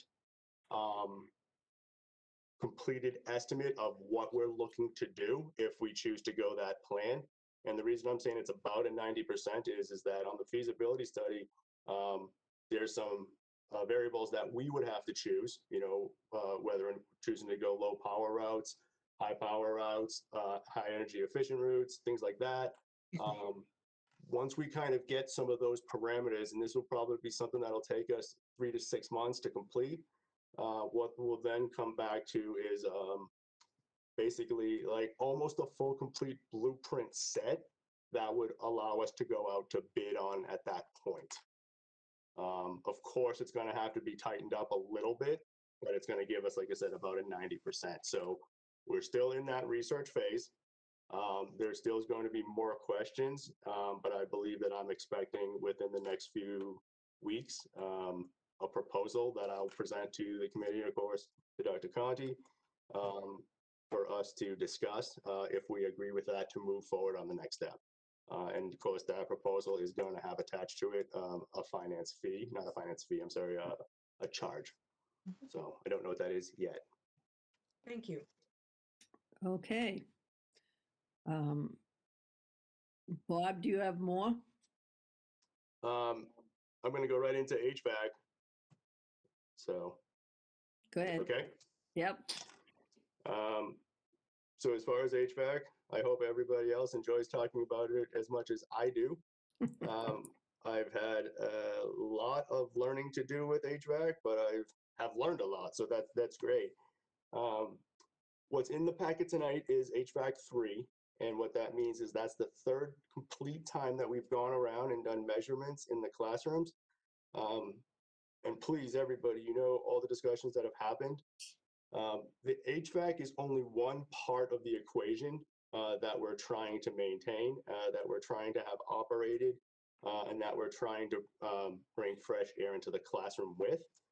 So that being said, in the first one, we had a lot of fact finding and we found many devices that were underperforming. We've completed repairs and replacements on a lot of those units.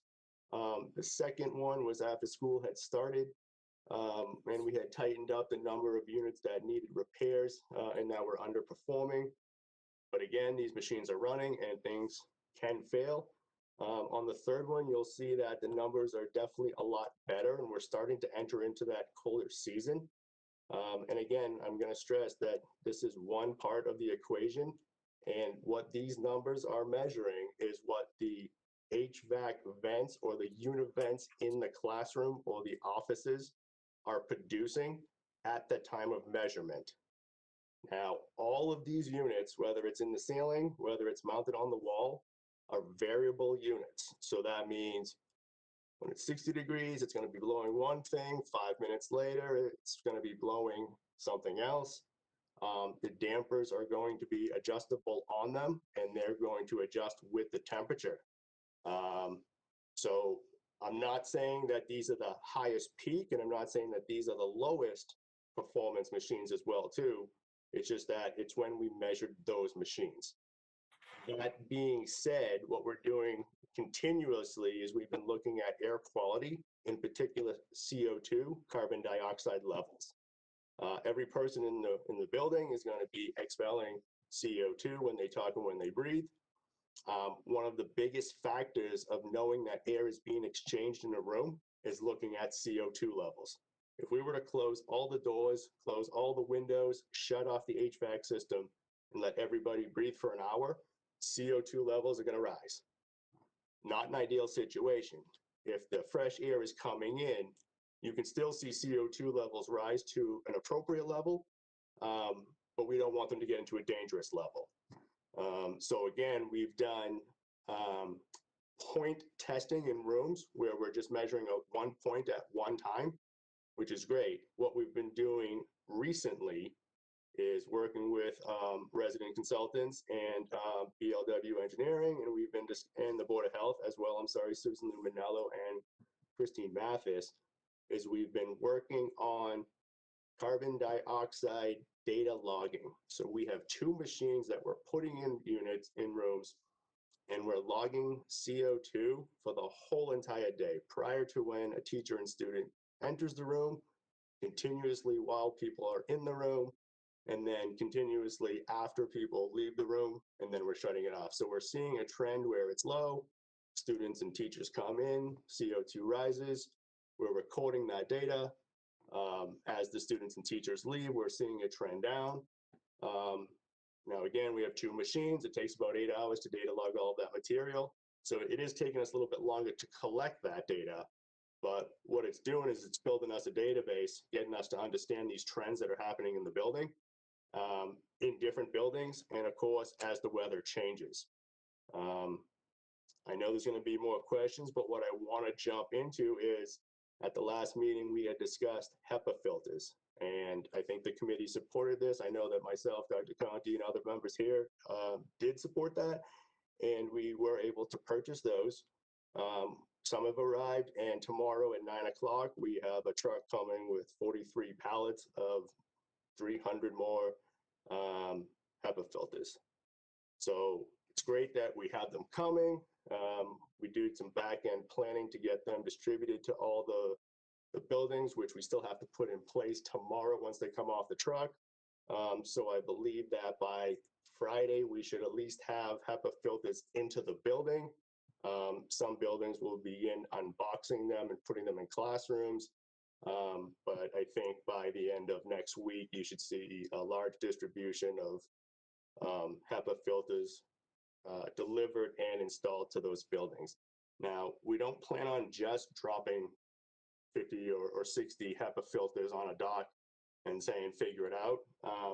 We are creating, and again, I'm working with the two local residents that are assisting with us and definitely consulting and giving us good expertise on creating a one-page document that I've shared with them. And this one-page document is going to have the key bulletin points for maintaining or maximizing fresh air in the classroom. That's going to be obviously not to block your vents, whether it's in a ceiling vent, don't put any pieces of paper or tape over it. If it's a univent, we don't want you stacking books and other items on top of it. We don't want you adjusting the thermostat. We don't want you shutting the units off. In addition to that, windows open as long as the weather and then the occupants can tolerate that. When it's safe to, of course, if you have an exterior door in your classroom, that can be open as well too.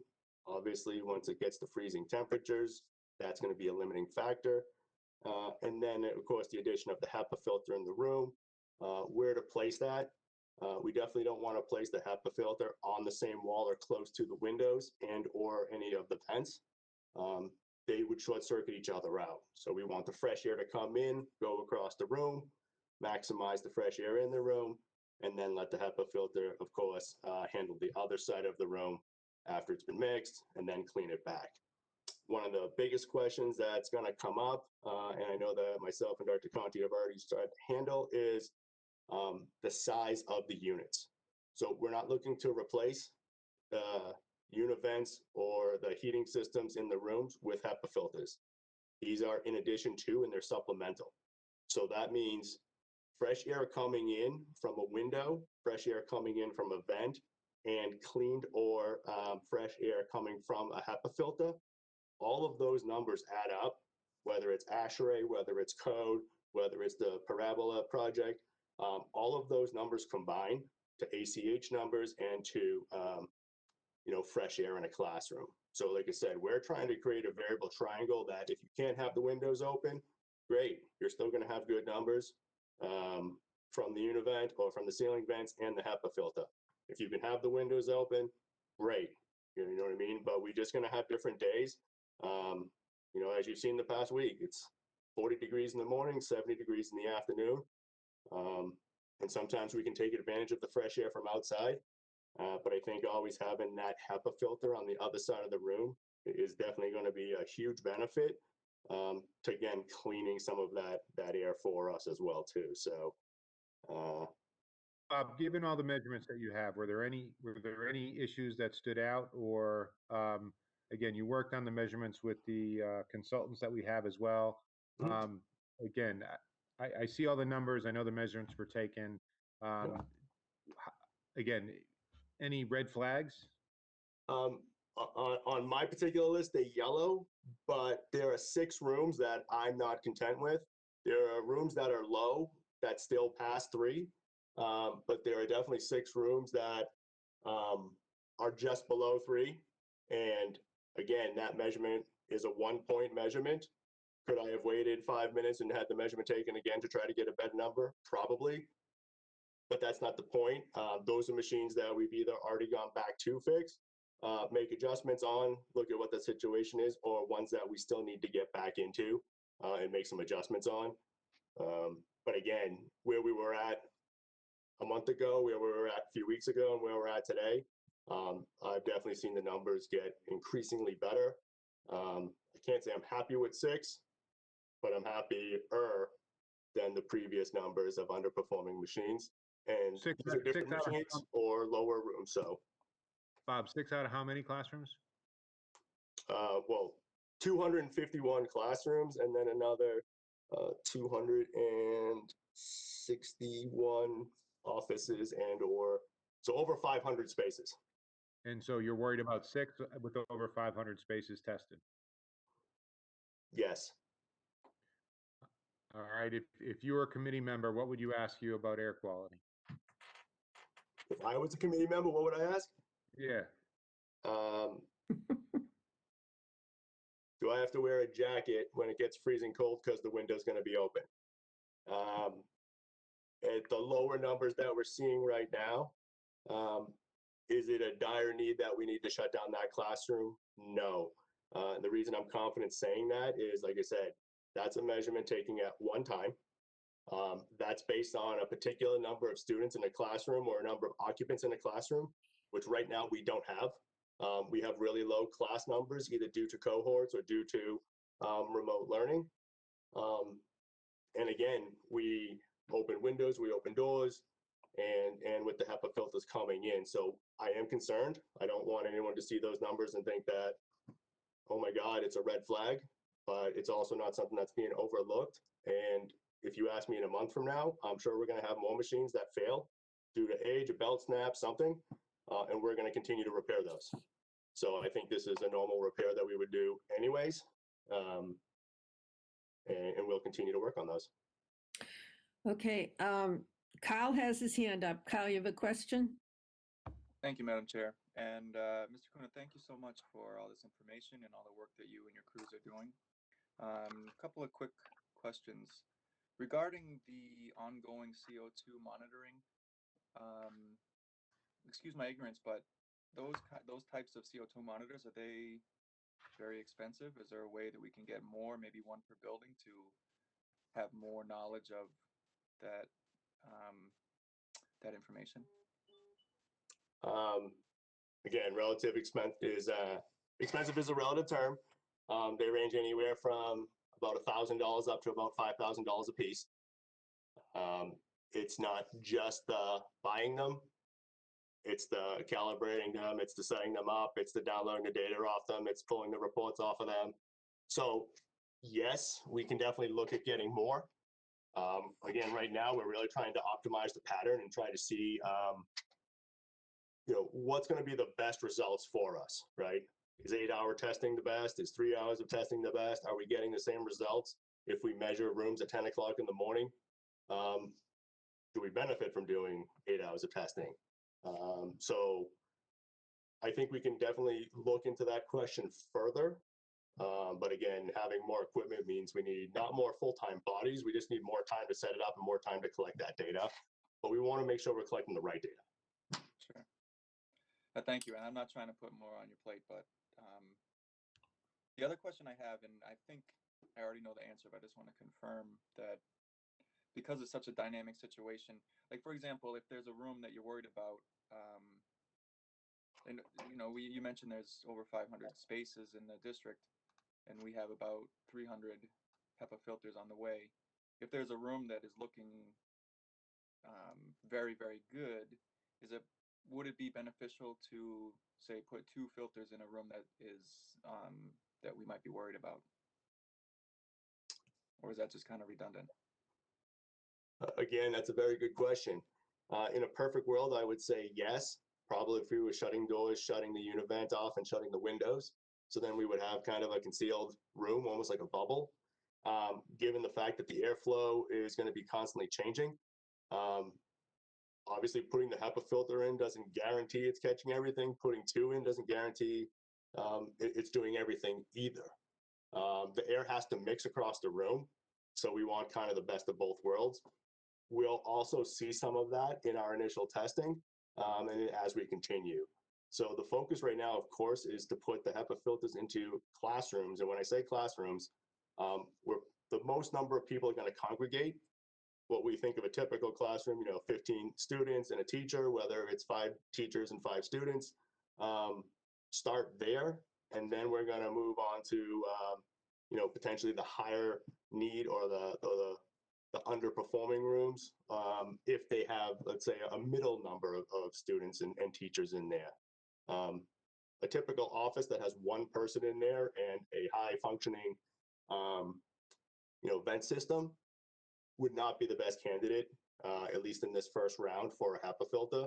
So those are the ones that we're not looking to target. But again, good question about the 2.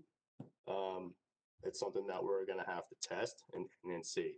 One more thing that if I could just point out is that these particular units that we're buying have a 200 CFM rating or a CADR rating. So basically what that means is the rough average is about 10 to 20 CFM per person. So if we had 10 people in a room and this is putting out 200 CFM, there's your 20 CFM right there alone. Again, that's not ACH, but there's a combination of airflow coming in versus the size of the room that gives you ACH. There's also a rough estimate that says about 20 CFM gives you the idea exchange rate of air. That means you're maintaining good, clean, breathable air. So when you look at 200 CFM of filtered air, plus a couple hundred CFM, if not more, coming in from the HVAC system, again, I think we're going to be in a much better place as we get into the colder months. Anyone else have questions? There was one on Facebook, but I think Kyle covered it well. Okay, thank you, Bobby. Okay, thanks. So the next item on our agenda is the monthly financial update. Nicole?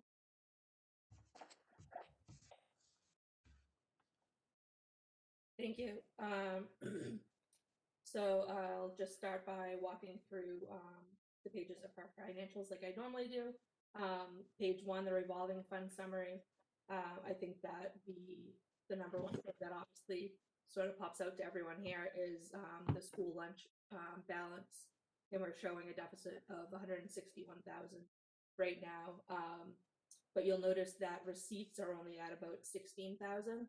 I spoke with Karen Damaso, our food service director, and basically our reimbursements are lagging a little bit because the state had opened up that SSO program, the Summer and Other Options for Schools, which allows us to offer free breakfast and lunch to all students. So while they approve those waivers, our reimbursements are delayed a little bit. I did reach out to Karen today to ask about once we are able to submit how much we can expect in revenue for the months of September and October, and the total is about 93,000, which would leave a deficit balance of about 68,000, which is a little bit more manageable. So that's the primary concern with our revolving funds right now. If anyone has any other questions, I can. Committee members, Roger, do you have questions? Nothing specific, no. Where's Mr. Eiler tonight? He usually has questions. He has delegated to me to and moved on to some of his other responsibilities at Ways and Means. Lucky you. Okay, so on the entire financial report, does anyone have any questions on anything? Wow, Nicole, you're getting off easy. Well, if it's my turn. So Nicole, what are you concerned about? So I think that if you look at page 3, our total operating budget balance is about 215,000 right now. This is about a $10,000 change from the last financial report. You know, I think that this isn't a comfortable balance given where we are so early in the year.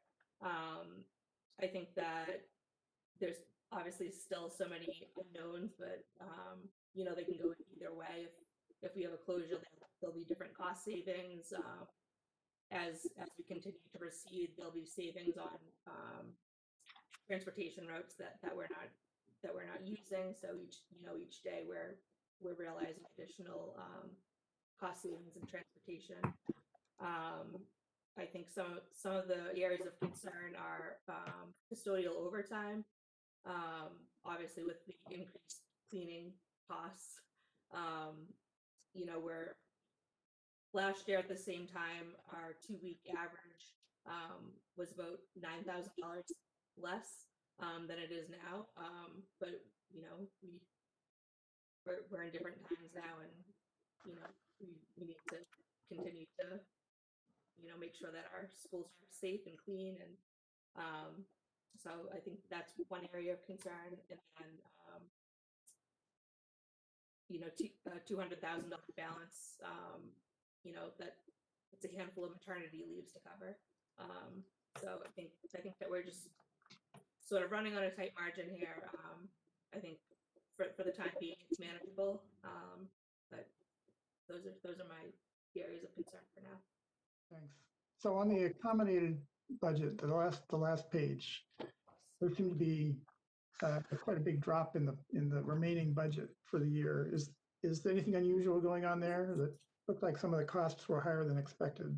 Yeah, so some of the transportation, normally in a typical year, some students were able to share transport. And now, you know, with the new guidelines and restrictions, we're not able to sort of pass on those cost savings. So, you know, one kid to a van for some of these. So that's the increased cost that you're seeing there. And that'll only add up as the year goes on, right? Well, it depends. I think we have some students that are remote right now and not being transported. So if that doesn't change, then no. If it does, then yes. All right. So there's still a lot of dynamics in the system. All right. Yes. All right. Thank you. Again, I Mark, just wanna- Madam Chair and to Roger, I just want to stress in the operating, the $215,000 balance is very thin. Right. So I think, again, Nicole's doing a great job managing it, but it's not where we would normally be in a more typical year. It's about $1 million below. Martha? Yeah, I don't have a question. I just wanted to point out what was pointed out at our last, when Nicole gave us the last financial report, is that she had separated out the new director of diversity, equity, and inclusion position on a separate line item. And this month, she's put it in with the other directors on line item number 8. And it does show that it's projected because we have not yet anyone. But I just, for people who are wondering, the town meeting generously authorized that for us to use for that director position, and it is in the budget there. Okay. Does anyone else in the committee have a question? All right, Nicole, I have a question. So what happens if miraculously these numbers go down, we have more school, and we need a kindergarten bus run? Where do we get the money for these things if we're this tight? So I think we have, a couple of options. As I mentioned before, as time progresses each day, we are saving on transportation right now. So those realized cost savings could be applied to, such expenses. And also, as you know, there are 2 revolving accounts that do not require further appropriation by the school committee. Our school choice account, which currently has about a $200,000 balance, in our international students account balance of about 88,000. But are you suggesting that if we need more bus runs to bring the kids back to school, that we'd use that money to pay for transportation? I mean, I don't think that in a typical year that it would be wise for us to sort of support operating expenses from our revolving accounts. Yeah, don't either.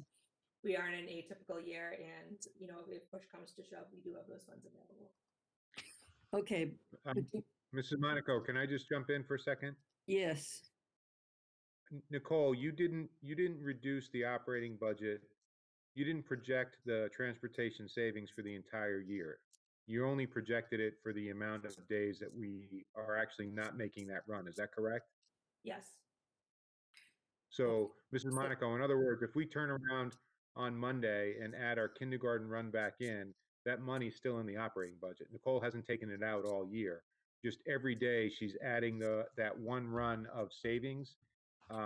She's adding those savings into the unexpended part of our operating budget. Okay, that's great. Because I don't want anything to hold up getting our kids back in school for longer days, except COVID numbers. Yeah. Nicole, did I explain that correctly? I just want to make sure I said that correctly. Yes. Hey, even a blind squirrel, right? Anyone else have questions? Oh, there's a hand up. Eileen Sickler. Yes. Hi. Good evening, everyone. Can you hear me? Yes. Go ahead, Eileen. Yes. Good. Thank you very much. And I'm looking at the statement from 10/7, October the 7th, because obviously I don't have tonight's.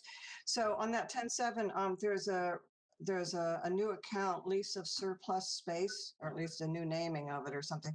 Can you tell me what that is? Yes. Account number 359. Through the chair.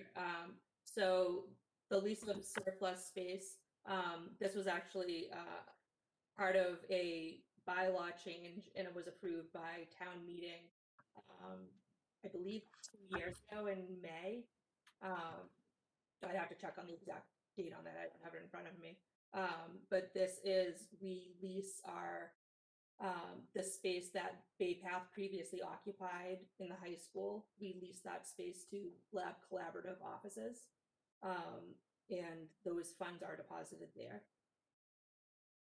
It was previously it wasn't here before. It was set up as a different fund, and it was just an oversight that it didn't appear here.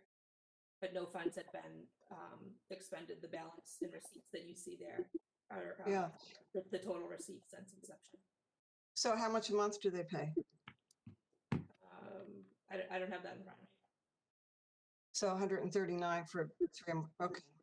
The next, so COVID-related expenses. So maybe it's there earmarked on what you're looking at, but is when that report is posted on the site, am I going to see that where the COVID-related expenses are pulled out or identified in some way?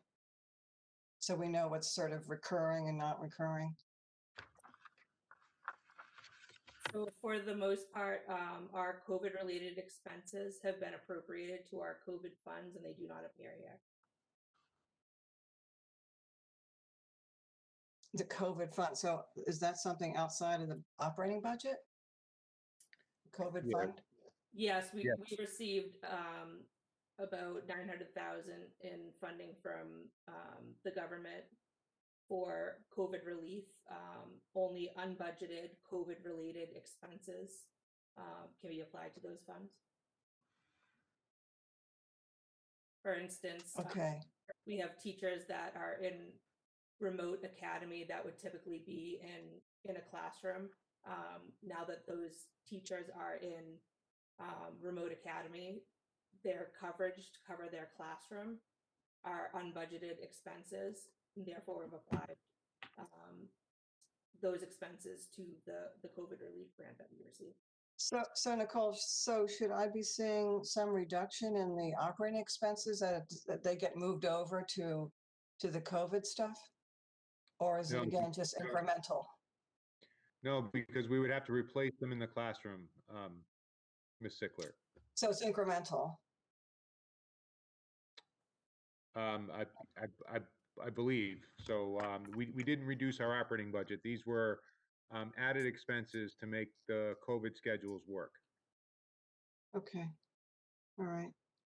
I guess that's all I had. Thank you. Thank you. Thank you.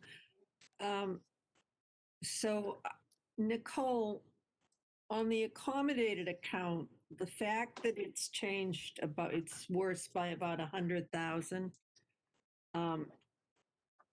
Is there a reason? Is that what Roger asked you? I guess I didn't understand it. So I think the major changes in accommodated were basically the transportation cost there.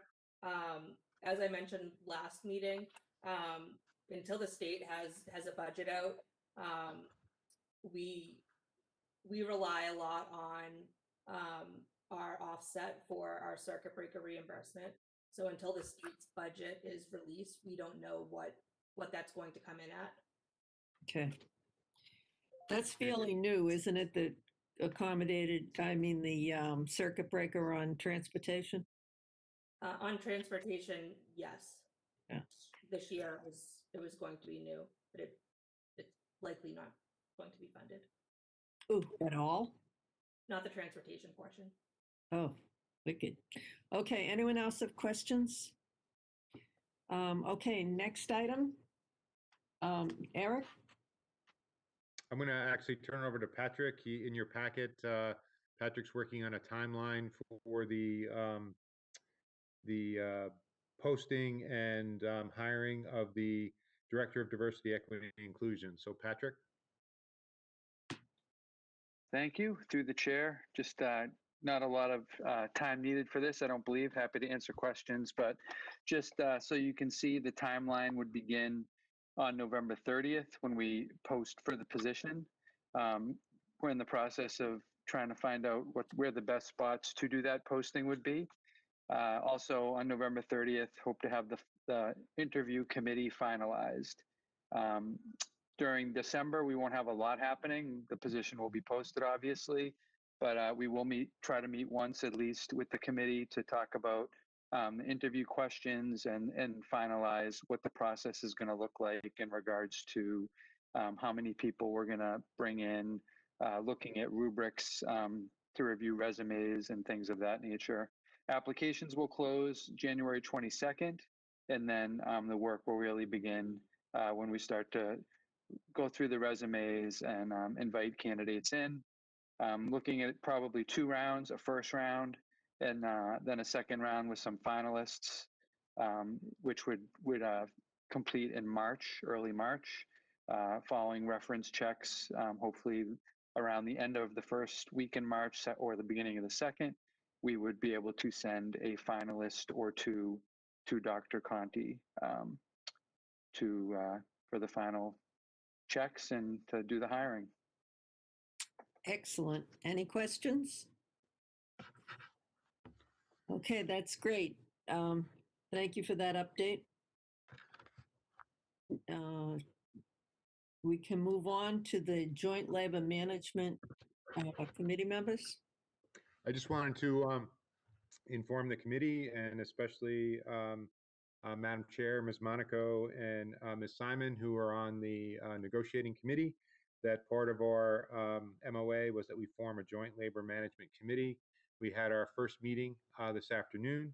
There were representatives from high school, elementary school, middle school, special education, and then the president and the vice president of the BEA were present. A lot of our conversation, we talked about air quality. Bob Cuna joined us, and I think we've been sharing an agenda, and I just wanted to thank the Joint Labor Management, the labor members. This is an additional meeting for them, but I do find listening to them directly, I think, really helped, and I think having them get information from us was also helpful. So I think the meetings are going to be productive. And I just wanted to inform the committee that a commitment that we made as part of our MOA, we're following through with that commitment. So mostly informative with this agenda item. Who represents management? I do. And then depending on the topic, they were going to think about whether they wanted some standing members. But I think if there's a particular topic like air quality, it would certainly make sense to bring in someone like Bob, who may not sit on the committee all the time. But we may have 2 or 3 members that sit permanently, and I asked them for that feedback. So I'm sure I'll hear from them whether they want to have some permanent members besides me. All right. Any questions? Any discussion of any sort? Is there anything else to come before the committee? No, I just want to stress again to the committee and any members watching, we have, I think, a significant family holiday coming up. We have college students returning from college campuses for their winter break. We do see cases in the community rising. Again, mask wearing, social distancing, hand washing are critically important to keep the numbers in the community down. If people, I know they're tired of these precautions, but if they can maintain these precautions, keep their family celebrations relatively small, that will help schools stay open longer. So again, I feel like I'm the Grinch early, but please maintain those precautions. They really do help us, and I think that was. I just wanted to wish everyone a happy Thanksgiving, but a happy, safe Thanksgiving. And I hope a year from now we won't be needing to say that. But I think I do have some concerns about the week after Thanksgiving still, and we're still having those conversations. But I just want to make sure people are celebrating with family, but celebrating safely. So that's what my last comment is, Madam Chair. Okay, well, I'm sure the entire committee wishes everyone a happy Thanksgiving. And please be safe. We want those numbers coming down, not going up. Oh, one last thing I just wanted to mention again, which I've mentioned before, the Board of Health is working so well with us, and we're so grateful for their input. Dr. Weiner and I talk regularly, and Susan Luminello has been great. And I just want them to know that we really appreciate them working so closely with the school committee. So We absolutely do. if anyone else has anything, otherwise, a motion to adjourn. So moved. It's been moved. Has it been seconded? I'll second it. All right. So moved and seconded to adjourn. Mrs. Simon, Aye. Mrs. Bond, Aye. Mr. Foss. Aye. Chairman votes aye. We are adjourned. Good night, everyone. Good night. Bye. Have a nice Thanksgiving, everyone. Happy and healthy, everybody. Yep.